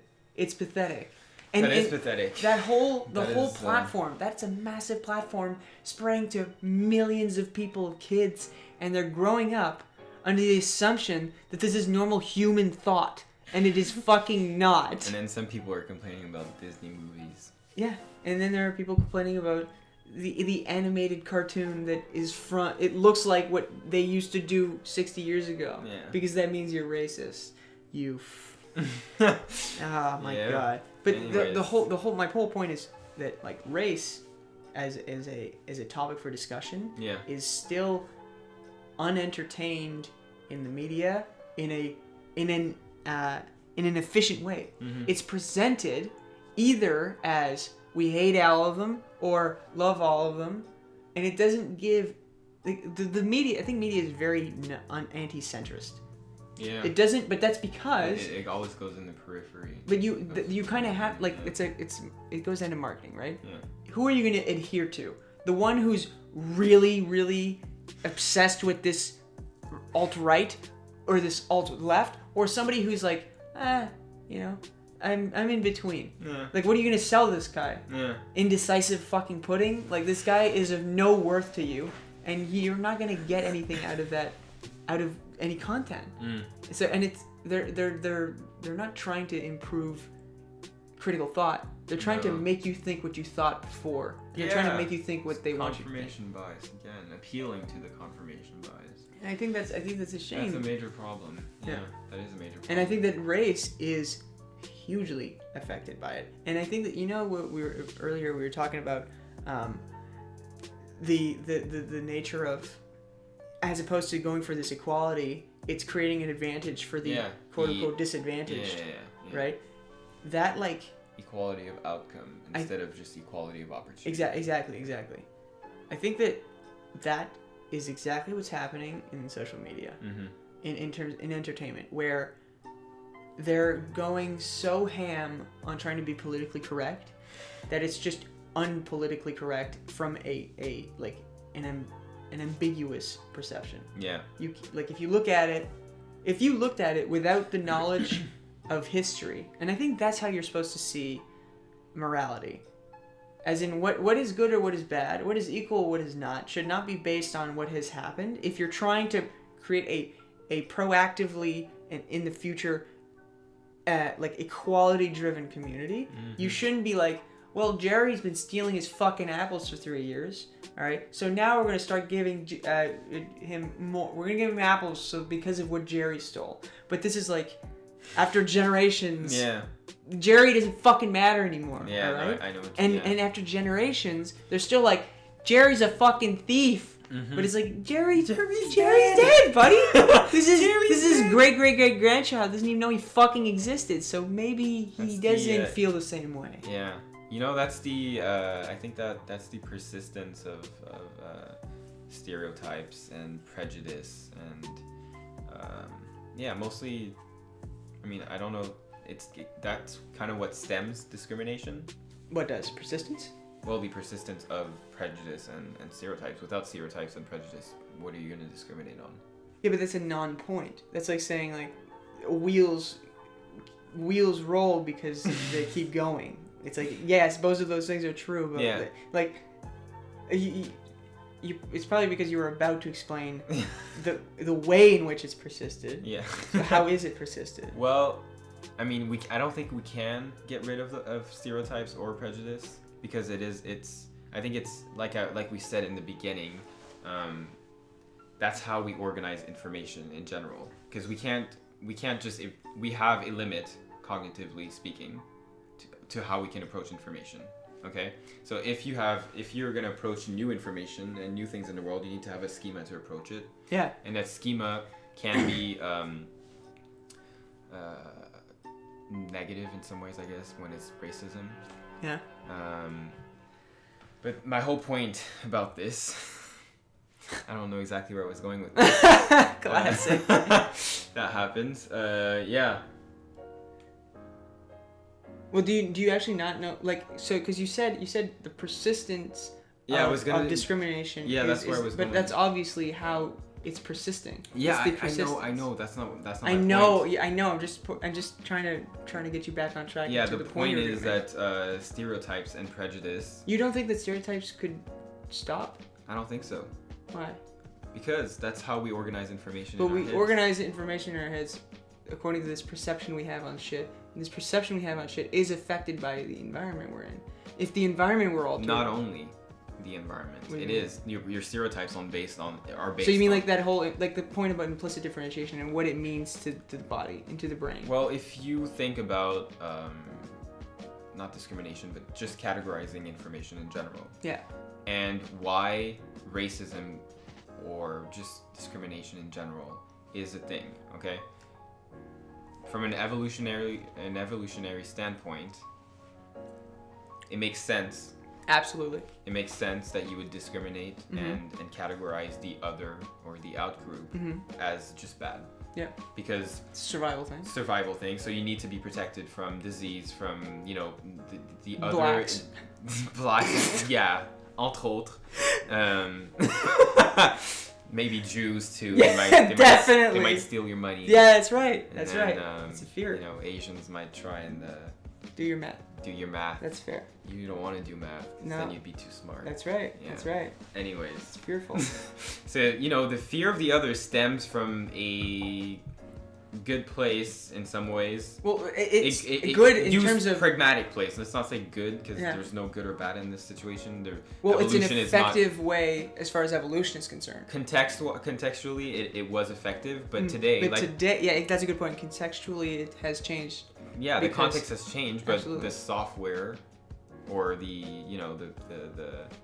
how do I say this? The architecture of our system has not changed. The way we're designed is this. It's like if we're still tribal. Enough. Yeah, exactly. Right? But it's because it's in such recent history that we've developed civilization. Yeah. That so like our body, evolutionarily speaking, we're not going to adapt. But you're talking about an actual biological. Because I think there is a part that is there that we have to address. That okay, that's a fair point, but like it is societal. It is the cues we get from the environment, from the media, from like you mentioned BuzzFeed and those types of things, which influence the way we think about other groups or minorities or races. Yeah. But even if you eliminate those. Yeah, he said cues. Yeah, sure.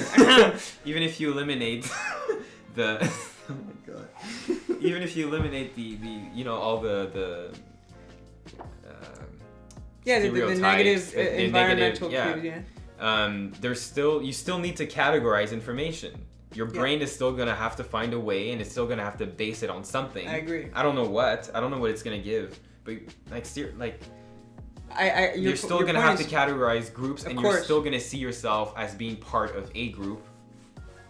Okay, so here's the exact counterpoint to that. So I'm going to use the example of, so within schema, right? I was going to use an example outside of that to explain it. I'm just going to finish my... You want to finish your point? I'm not done. Holy shit. What do you mean, holy shit? Go ahead. So... the idea is, that's why I was saying in the beginning that most of the features under which we categorize people are arbitrary, okay? Okay, yeah. They're arbitrary in the sense that you could categorize someone on... Like objectively speaking. Arbitrary. Yeah, objective. Not to us. Well, no, not to us, they're not. Yeah. But they are. They're still, there's nothing, they're not based in anything. Yeah. Like, I guess if you take the example of a tribe, it doesn't matter what the color of the skin is. It could be a tribe that has the same color as them. It's just that they have feathers on their fucking, like, crown or whatever, or like war outfits. Yeah. Yeah, war outfits. War outfit. They have an outfit for war, and they happen to have feathers. So whenever they see that group with feathers, then it's like we killed them. Sure, yeah. We eliminated them. Yeah, exactly. So it doesn't matter. Like it just happens to be the case that you see, color is the problem now. That sentence pretty much explains everything that has to do with life as it's evolved over thousands of years. Yeah. It just happens to be. Yeah. There's no important like driving force that's external. It's all No. Exactly. The thing about that whole schematic interpretation of like the world around us is a really good point, but I think it's here comes the butt. Yeah, here comes the butt. All right, let's see what the man has to say. In terms of civilization, yes, Sigmund Freud made a good point. Who is that? I don't know, some guy I met. You met him? At the Depiner. He was getting flaming hot Cheetos. Really? Yeah, dude. I know. And cocaine, actually. He was on coke. Oh, yeah. He explains how civilization... What kind of country does he live in? I want to go live there. Actually, I don't think you'd want to live there in the time he lived there. Because, if there was coke in the depths, I want to go. Yeah, it'd be worth it. All right, fair enough. He explains that. Well, it's conjecture. He said that civilization functions off of two things: the renunciation of instinct. Yep. And the coercion to work. Coercion to work and renunciation. Yeah, coercion. Yeah, for cooperation, basically. Well, coercion means you have to work to survive. Coerce someone means to basically like you'd say peer pressure, but to force. So the coerciveness towards work would require, it's within a capitalist system where you have to work to survive, and the renunciation of instinct would be, as he says. I literally have read the book recently. Really? I have too. Those are two. No, you didn't. Yeah, I did. Yeah, but I met him. Okay, so. Oh yeah, that's true. But Did coke with him too? Yeah, hell yeah. Renunciation of instinct refers that to. I remember, but the other part about coercion of work. Yeah, well. I think that's a sub-product of the like. I don't know. In my memory, it was more the necessity of cooperation. The necessity is. Saying necessity is just taking the same word that I use, but from the opposite perspective. Yeah, I know, but I think that's the right perspective to look at it from. Shut your fucking mouth. I remember the word renunciation, and I remember the word coercion, because I didn't know what coercion was at first. Yeah. Yeah, which you still don't, apparently. But so either way, because I read it in French. He explained it. There's no such word as coercion. Oh, I see. He explained how. God, I'm gonna slap you. He explained that society functions despite, civilization functions despite our biological indifference to its requirements. I think that the same thing could go for social life. I think that. Oh, what the fuck? Yeah. I think that stating that we're not designed to do that is ignoring, like, or at least undermining how like important nurture is, because nature plays an exceptionally important part. You know, I agree with you that he's saying that, but no, I'm saying that. Okay. I'm saying I based my argument based on his premise on civilization. Yeah, but the thing is, his premise leads to the conclusion that basically we're repressed and we're repressing all instinctual drives, which is, I don't think it's a good thing in his view. That's not a good thing. Yeah, it's not a good thing. No, but you were saying it's like you just won't. But then again, that's like saying, do you not like civilization? There are a lot of things. I don't like civilization. Okay, go live in the jungle then, you. Eliminate the Jews, man. Oh my God, Hitler! Stop. Solim Hitler. Yeah. I love it. So, the whole point. What was I saying before? Solitler? We'll figure it out. We'll get you a good Hitler name. Yeah. We'll find it. Put on your CV. So, you're hired. Yeah, You're need funny. to. We were talking about how names are like people have like prejudices against names. Yeah. Somebody would see Solim Hitler, they'd be like, "That's the man I need for this job." God. The point on the renunciation of instinct and coercion to work that are required to make civilization function isn't attributing any importance to how it's affecting us, because that's not the focus of that prose. For you, it's does society function? Can it function? And he's saying it can, but it is not good for us, strictly speaking. It's not bad for us. Yeah, it's not about a good but bad thing. There is an underlying like disdain for that necessity. Yeah. And obviously people like living here, they might not like actively think about it or even consciously think about it, but there are a lot of things that we cannot do and we just accept, and that is why we don't feel that renunciation. It's because we've just accepted our terms. Like I know that I can't just fucking learn how to fly, right? Like I just know that. I mean, honestly, I still believe I can.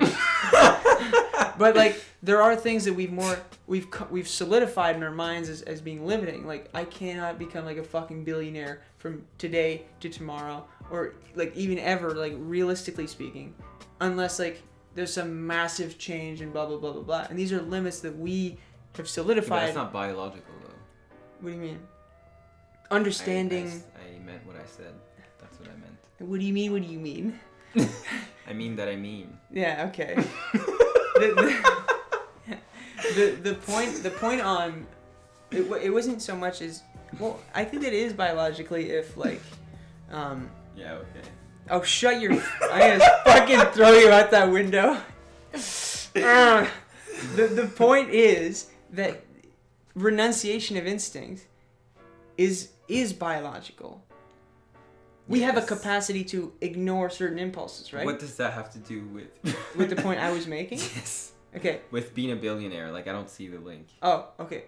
No, I was saying that we You were saying that we are good know at that there we are understand limits. there are limits to what Yeah. can and cannot be, right? Yeah. So that helps us kind of I mean, we don't understand. really, but yeah. I don't. Somewhat. We don't actively think it, but like if I were like, yo, could you get a Lamborghini today? Let's say you really wanted one, like really wanted one. You'd know that you just cannot get it. That is something that.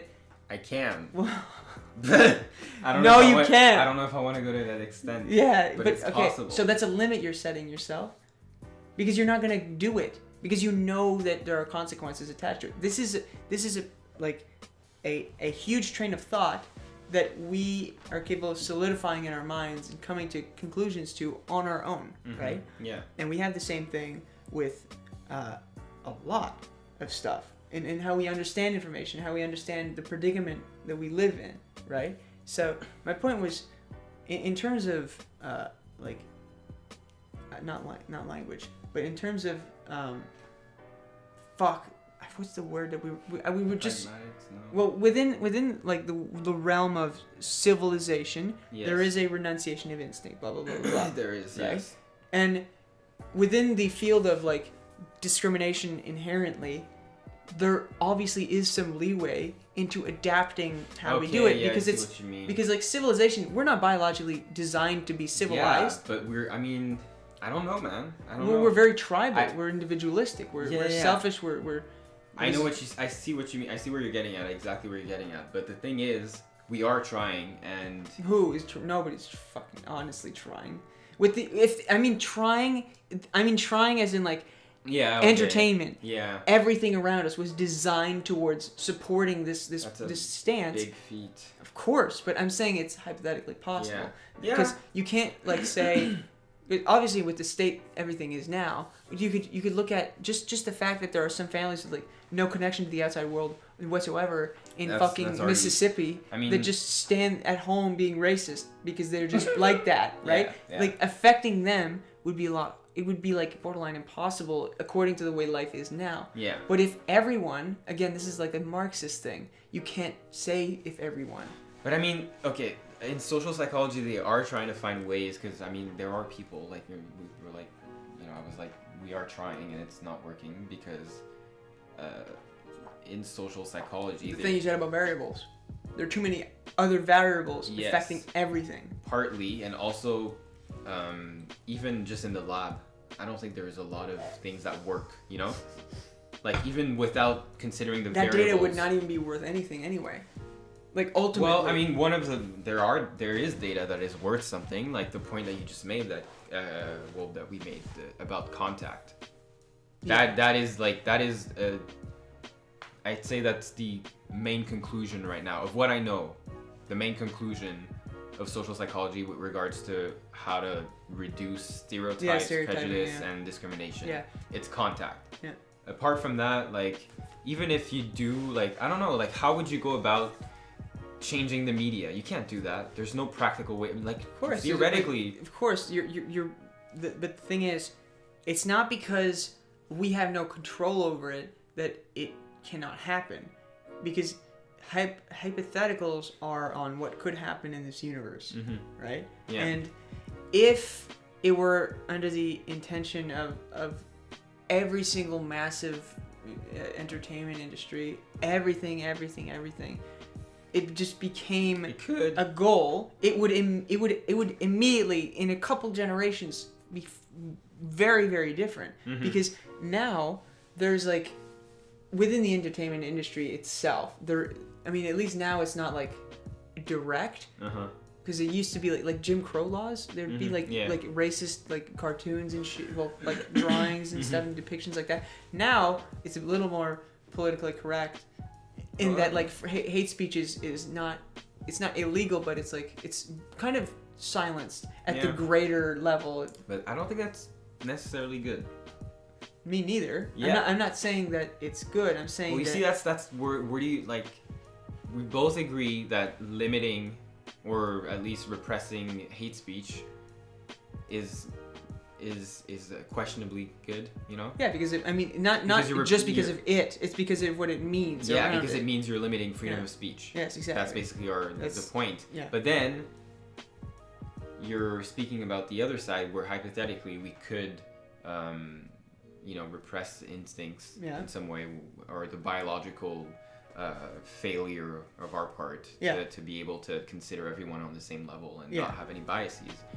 But that's kind of going in two directions, you know? Yes, you're right. Yeah. But it doesn't necessarily have to follow the same. I mean, just take the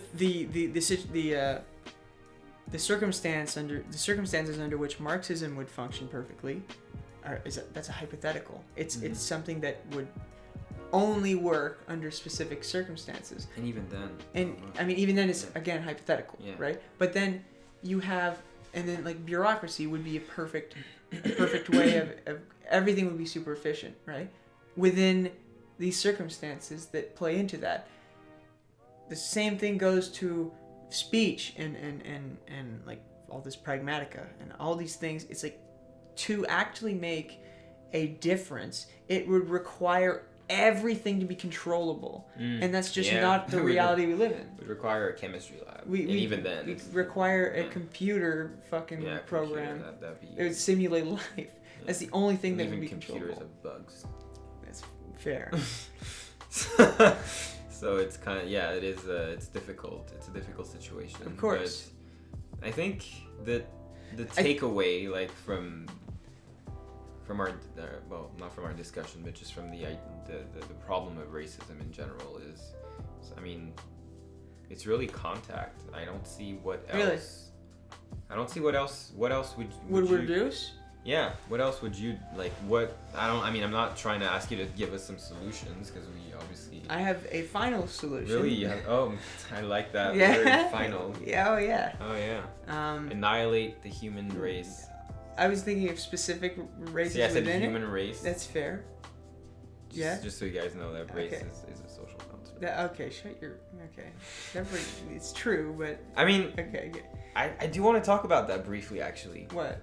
Race as a social construct. We kind of defined it in like the way we've been speaking about it. We've been speaking about it as purely a social construct. Yeah. Which is. It's iffy, really. Well, it's to you or not to me. Just in the scientific community, you know. In the scientific community, there is a very small minority of people, of biologists. A black midget. What? A very small minority. Shut the. Pygmies are actually black, and they're kind of midgets. So they are the small minorities. They are the small minority. That's amazing. Holy shit! Oh my god, my life is complete. The small minorities are small minorities. Okay, sorry, go on. Anyways, I've read about this recently, actually, because I'm interested in knowing if there is some biological basis. Because I feel like part of the reason why... But what is race? That's the problem. How do you define it? How do you... That's the problem. Again, pragmatics. But, I don't know. I just have the intuition that in the scientific community... the idea even of doing any empirical research pertaining to race is out of question because of the whole political correctness problem. Oh, really? Yeah. Oh, shit, I hadn't thought of that. Yeah. So even if you were to find some evidence that race has some biological basis, do you think it would make it to the mainstream media? It would never make it to the mainstream media. Nobody would even That's a good point. Nobody would even fund that research, even if you did. That's have a point. An even better point. Yeah. So I think that's a problem. Yeah. That's a problem. I agree with that. Yeah. And I'm not trying to I don't think we should necessarily go in that direction because it might have bad consequences. To what? Go in a direction of trying to find a biological basis. Like I don't know if it's a good direction to go in. You mean for race? For race or for You think that could turn into discrimination? I don't know.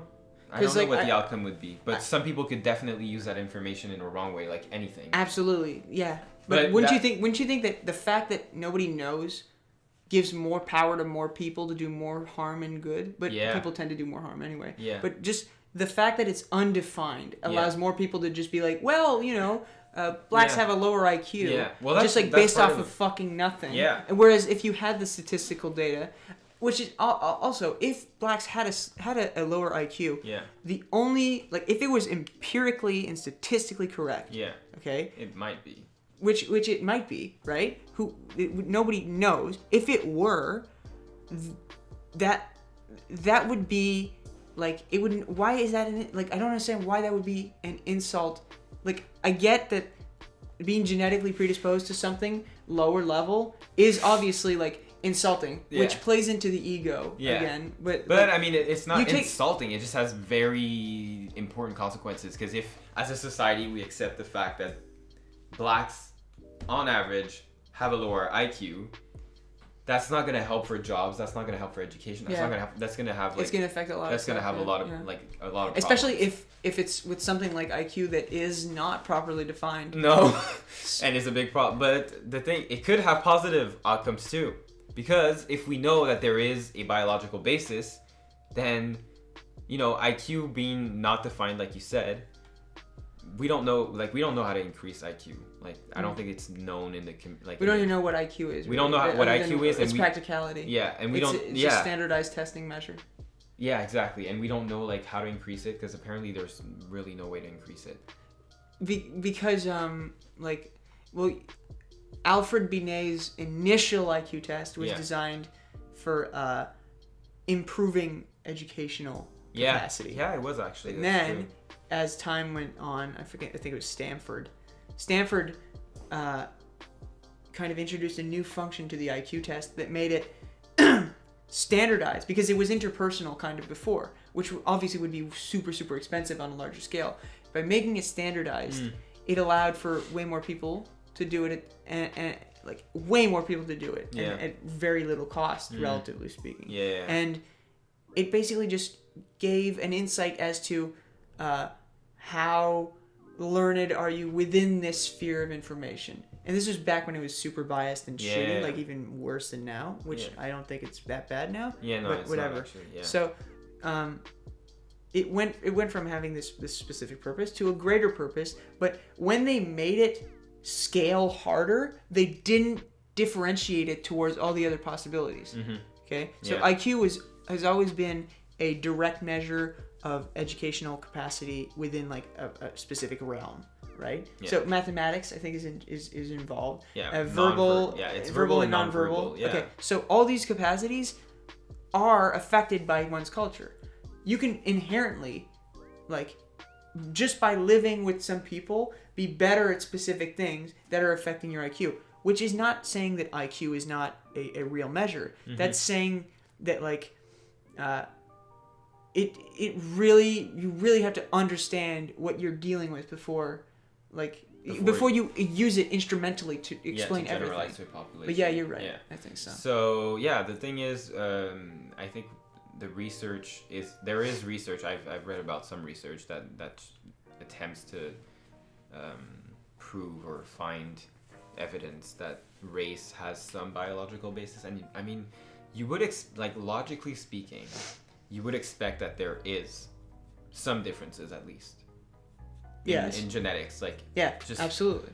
But that doesn't mean that we have to disregard or pay attention to them now. I think that the fact that it's an argument, being like, well, how do you how are you supposed to treat? Are you supposed to treat him differently? Blah blah blah. All these arguments are ignoring. No, you're not. No. All these, but I think that answering these is, like, allowing for more questions to come in that just further you from the initial question that's the only one that matters, which is, like, does it fucking matter at all?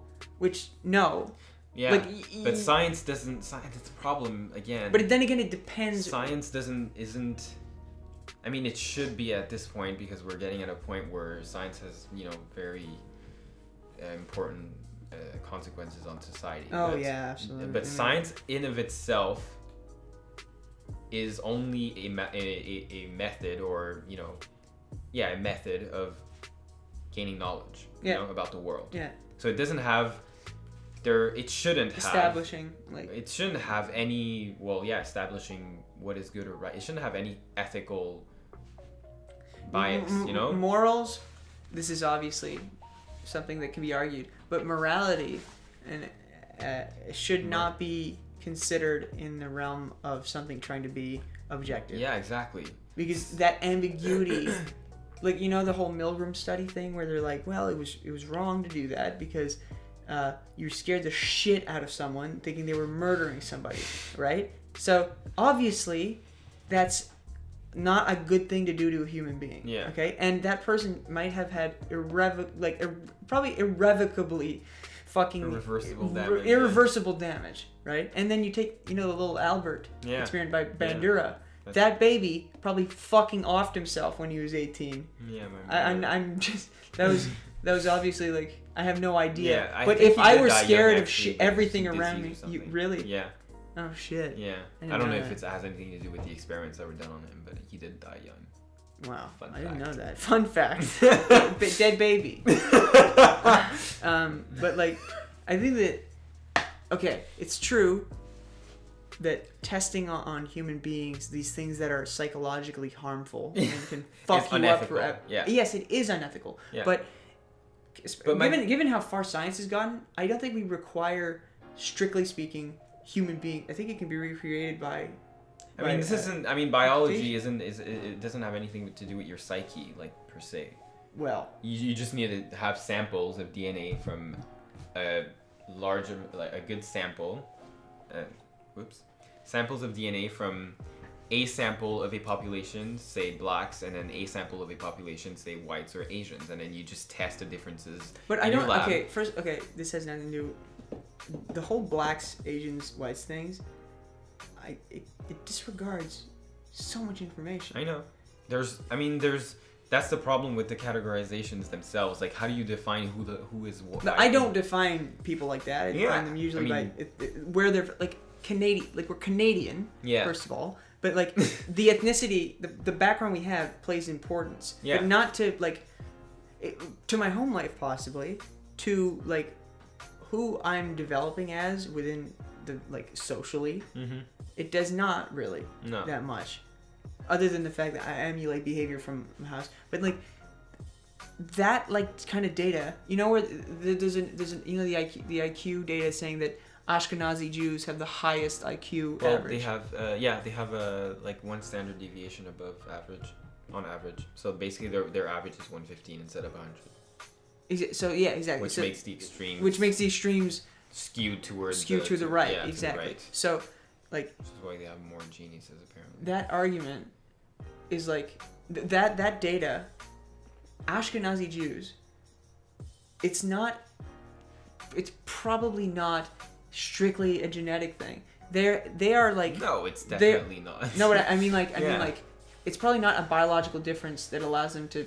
They have like, what's their average? I think but seriously, the amount of money that the average household within that specific but then segment comes the question: are they rich because they have high IQs, or do they have high IQs because they're rich? I'd say it has more to do with the fact that being financially like safe, if anything advanced, allows you to further your education and further everything around you and just have a safer, more like available life, which. The fact that they've gotten rich could be affected by this higher IQ. That's the thing. I've seen this argument where it could also be that Jews in Europe, which are the Ashkenazis, that emigrated to the States, they like, I don't know when this started. I don't know when they emigrated to Europe exactly, like in history. I'm assuming, maybe mid 40s. To Europe. Oh no! Oh nope. Probably not then. No. No, to Europe. Okay. Yeah. Yeah. No. That's let's go to Europe. Oh, nice little trip. Go see Hitler. Yeah. No. I mean, like, when they started to emigrate to Eastern Europe mostly. I don't know exactly when, but basically, what my point is that. First of all, it's been a long time that the Jews as a group in Europe have been repressed. It's not like it didn't start. It didn't start with Hitler. That wasn't. The Jewish communities are the most persecuted. Exactly. Through time. It's so horrible. It's crazy. The fact that it's now like a joke Now they're like the opposite. Yeah, they're like the leading group in the world. I wasn't gonna say that may be true. I was gonna say that like it's not even taboo. The idea of the persecution, like obviously it's taboo. Yeah. Not on this mic. But I mean, like, because it's happened earlier in history. Yeah. It's a group that has consistently gone through, and their whole like religion, the whole culture is based on have you read the on Bible? this endurance. They're going through slavery, and then they're going to plague, and then they're going to like famine, and then it's it's not a good time. No, it's not a good time. And it's strengthened like maybe it strengthened their genetics. I don't know. Mm-hmm. Anyways, what I was saying is that in Europe, this whole history, like we just said, so the point that was made for their genetics is that if they were so repressed and they weren't allowed to own land, I think, they weren't allowed to own any property. Christ. And money, dealing with money was considered dirty before. It's recent that dealing with money is like, yes. What are you talking about? People that dealt with money was considered dirty. That's part of... Like bankers? Bankers were considered dirty. Yeah. What? Yes. How the fuck are you supposed to exchange goods? It wasn't like the aristocracy didn't care. They weren't the people that were exchanging goods. That's a fucking good point. I hadn't even thought. Yeah. So the people that like the only thing that Jews could do was deal with money because they were dirty. They weren't allowed to have land. They weren't allowed to have anything. So basically, that's why they became good at dealing with money. Not to become like a cult. Like, well, they became good at dealing with money. Well, it was the only thing they could do. It's a passed down, perhaps cultural thing. Yeah, it became kind of like part of their culture. You know, there's a lot of Jewish bankers. It's not. Especially in Europe, it was pretty common at the time. So basically the argument is that, and dealing with numbers, dealing with quantities requires certain kind of capacities, skill, which were passed on generation per generation, and which, I mean, it's very short time scale. So the evidence for this is like pretty slim because you don't evolve that much over like, a few thousand years. Even it's not even that. It's like what? Few hundred years. Yeah. Could have been some very slim selection for certain capacities. It could again be, as opposed to evolving a capacity, it would be only the ones who could do that. That's basically evolving. Yeah. Well, evolving also happens to be from surrounding area, like actual physical and biological if changes. Only the ones that could do that survive, then that's basically evolution. That's basically that's fair. Yeah. You see what I mean? So. Anyways, survival of the fittest. Yeah, exactly.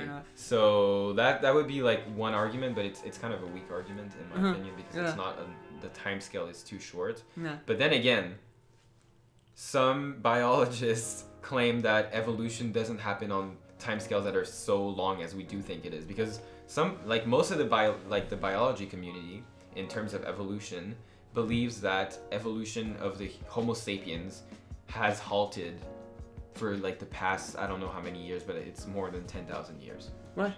Yeah, like basically we're not evolving right now, which is kind of ridiculous. Why is that a statement that they'd make?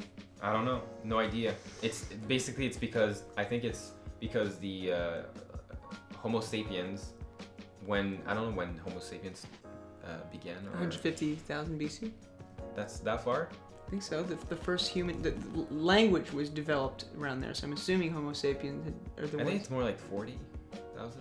Really? Wow. Well, not the language, but the Homo sapiens as a homogeneous group, as a species. You mean as a sole species? Because like when it began. When I don't know how to say that. Like it doesn't began, but. Yes, it does. Yes. Yeah. Okay. Homo sapiens evolved from something. Yeah. Right. But at one point we call it Homo sapiens. Yeah. So, but when do you define? Is it from Homo erectus to Homo sapien?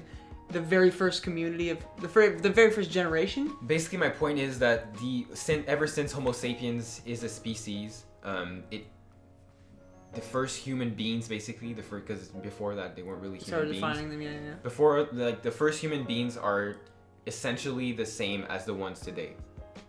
Yeah. They have the same if you could have I don't know, the genes of some baby from 40,000 years ago, and you'd in a lab in vitro get it to live today and put him in society, he would essentially develop the same way that we do. That's basically the argument. Yeah. So there hasn't been any evolution. Okay, that's fair. I mean, that is fair, but I don't think that's... I don't know. That doesn't... Yeah, but that's not that much of an... So, like, the years required for evolution are, I think, greater scare than that. Also, like... Well, that's what the biology community thinks, but some don't think that it's that much of a large scale. Over generations, there are mutations. So that's the problem. You see, there's a lot of things to define. Like, you need to define what you mean by race, who gets to be classified in what group. What do you mean by evolution? What do you mean by genetic changes? What do we even know about genetics, to be honest? Exactly. That's a very good point. We know, like, very, very little. We don't know how anything We know translates. what we've convinced ourselves we know. Yeah, because... it's kind of, we made up a bunch of shit and then functioned off of it. Yeah, like we have a very narrow knowledge of genetics for the time being. So yeah, it's difficult. Back to race. Yeah, back to race. Well, I mean, you know what? I think we should close it off by saying, well, by addressing this question, like, in terms of making changes towards discrimination and racism. Yeah. The premise of the question offered one option, which was, well, it basically said, is the way oppression and racism taught in school affecting how we see it, or affecting like how we go about it behaviorally? And then I think it said, but why are we not taught to ask why or how it occurred? Yeah. Right. I think that that is my argument towards the thing we were talking about earlier, which is I think it can genuinely be substantially stunted discrimination. Yeah, I think that just from one generation to the other, if education was altered, history is a class you take all of your secondary, all of your high school, all your elementary school to high school life. It's a history class. You have that. You learn about history. You're taught to remember dates, which is a stupid fucking thing. I'm not even gonna go over that. See, that's why I don't remember them. Yeah, they don't matter. It's retarded. They do. The only thing that matters really is remembering, you know. It's crazy how actually important and awesome the context to all these things were. Exactly. And they don't talk about any of that shit. Le Traité de Versailles, right? Okay, is it Le Traité de Versailles where the Germans had to pay for the reconstruction of everything? Yeah. Okay, so that was just some fucking sentence that meant nothing to me. And then I read about the actual consequences that it had on the people, and like that pretty much led to Hitler rising to power, because he thrived off of this poverty thing where it's like, you know whose fault this is? Yeah. Like that is. Yeah, that's a good point. We never fucking went over that at all. No, we didn't. I was at home. That is so true. I was at home reading and I was like, holy shit. Yeah. Why have I never? Why? And then I was like, why hadn't I never thought of that? And then I was like, well, maybe because I learned about it because it was a number followed by the name of a treaty, and that's it. Yeah, maybe. Maybe that's why. Yeah, maybe potentially. Potentially. So like, things like, because honestly, the education system has a very, very good premise. I think that. The concept of education. It's 150 years old, and again, stress it again. The software is wrong. That's fair. That's fair. The software for our brains might be wrong, but the software of like how society functions is also. You sound like your friend now, the philosophy guy. What friend? The guy who. You know who He's I'm talking about. He's not my friend. Okay, never mind then. I won't say that. I don't know who you're talking about. Yes, you do. You said he's not my friend. Yeah, but nobody's my friend. That's a good point, actually. Like the whole premise of education, I think, offers a perfect pathway to being a strong modern person, like a very intellectually capable person. It would an Ubermensch. An Ubermensch, as yes. But I think that the people that are helping us through this parcours are garbage. A lot of them. Because you take teachers who, I've had amazing teachers that really, really care. I have a point about this. What is it? en contingente, we limit, I guess, the acceptance rate in different programs. Yes.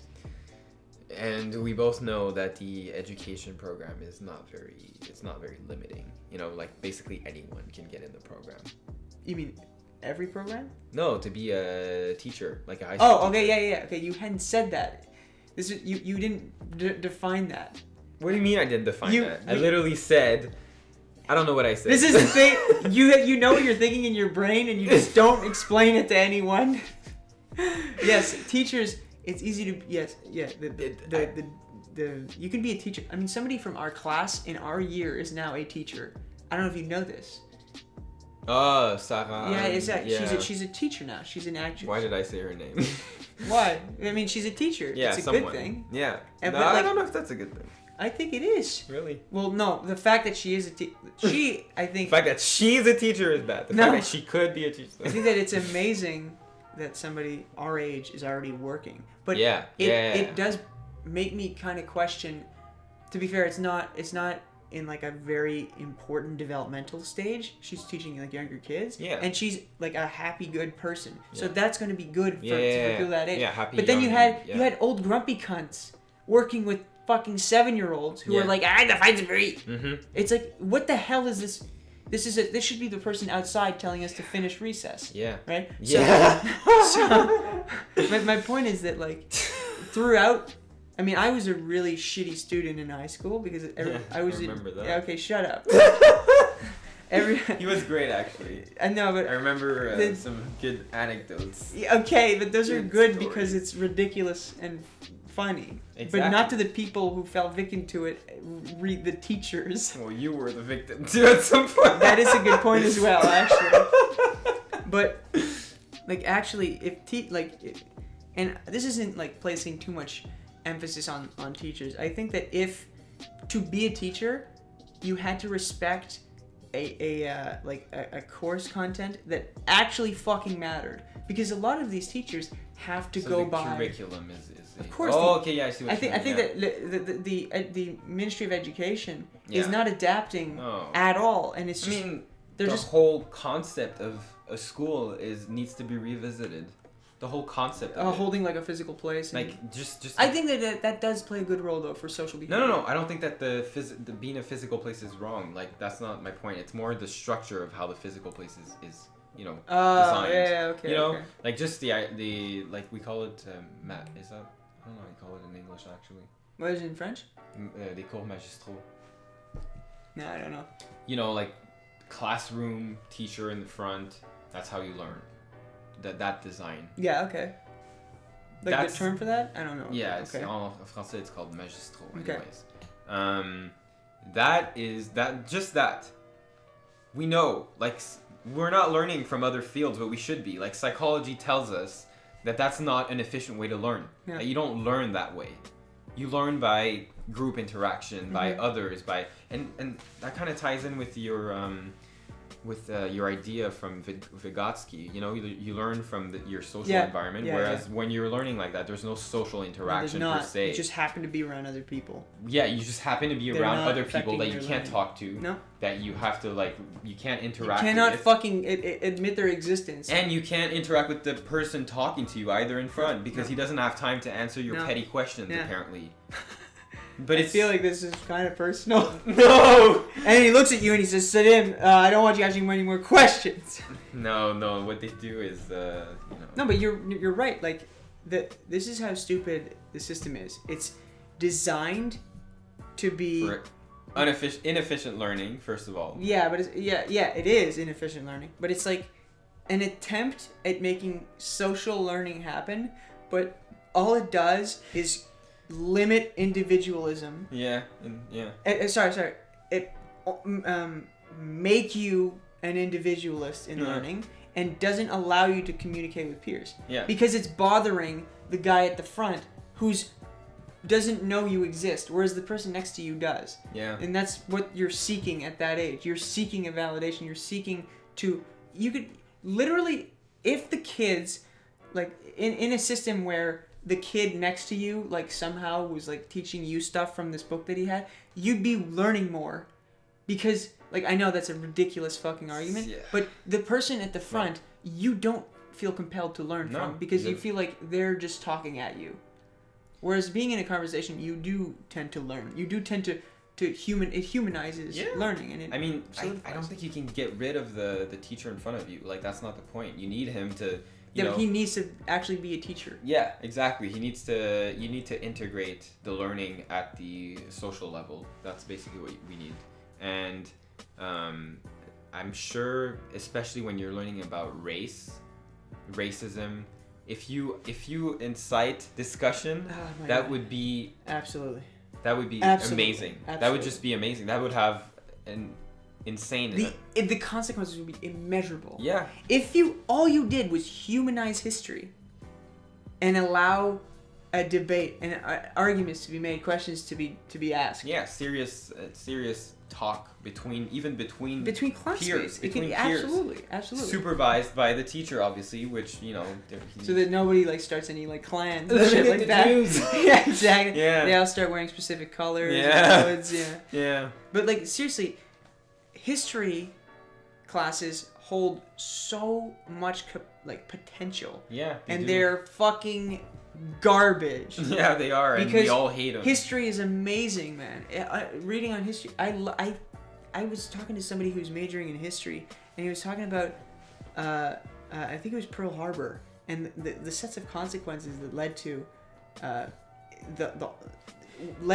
actual bombing. Yeah. And then the retaliation, and the lives affected by that retaliation. Yeah. Dude, these are things that like, I had known. Like it's in some very basic way because I knew like these times and dates and names of the things it had. Yeah. But the significance that it had over time and in that moment, these are all things that like history has been dehumanized. Yeah. By education. That's the that statement is a great description of what's going on. And I don't know, for me history has always been, I always hated history because of that. Not specifically because I was thinking, it's history, dehumanized, like but classes. Yeah, not history per se, but the classes itself. No, they were always fucking boring, dude. I wanted to kill myself all the time. Exactly. It was worthless. It was worthless. Absolutely worthless. But when as we got older, and we explored the subject by ourselves.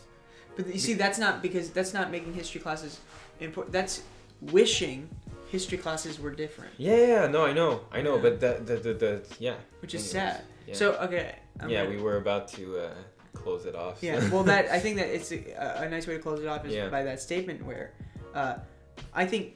we think race, discrimination and racism, is not specifically being perpetrated or persistent. Yeah. Because of the way the education system is and because of social life is around it. But we think that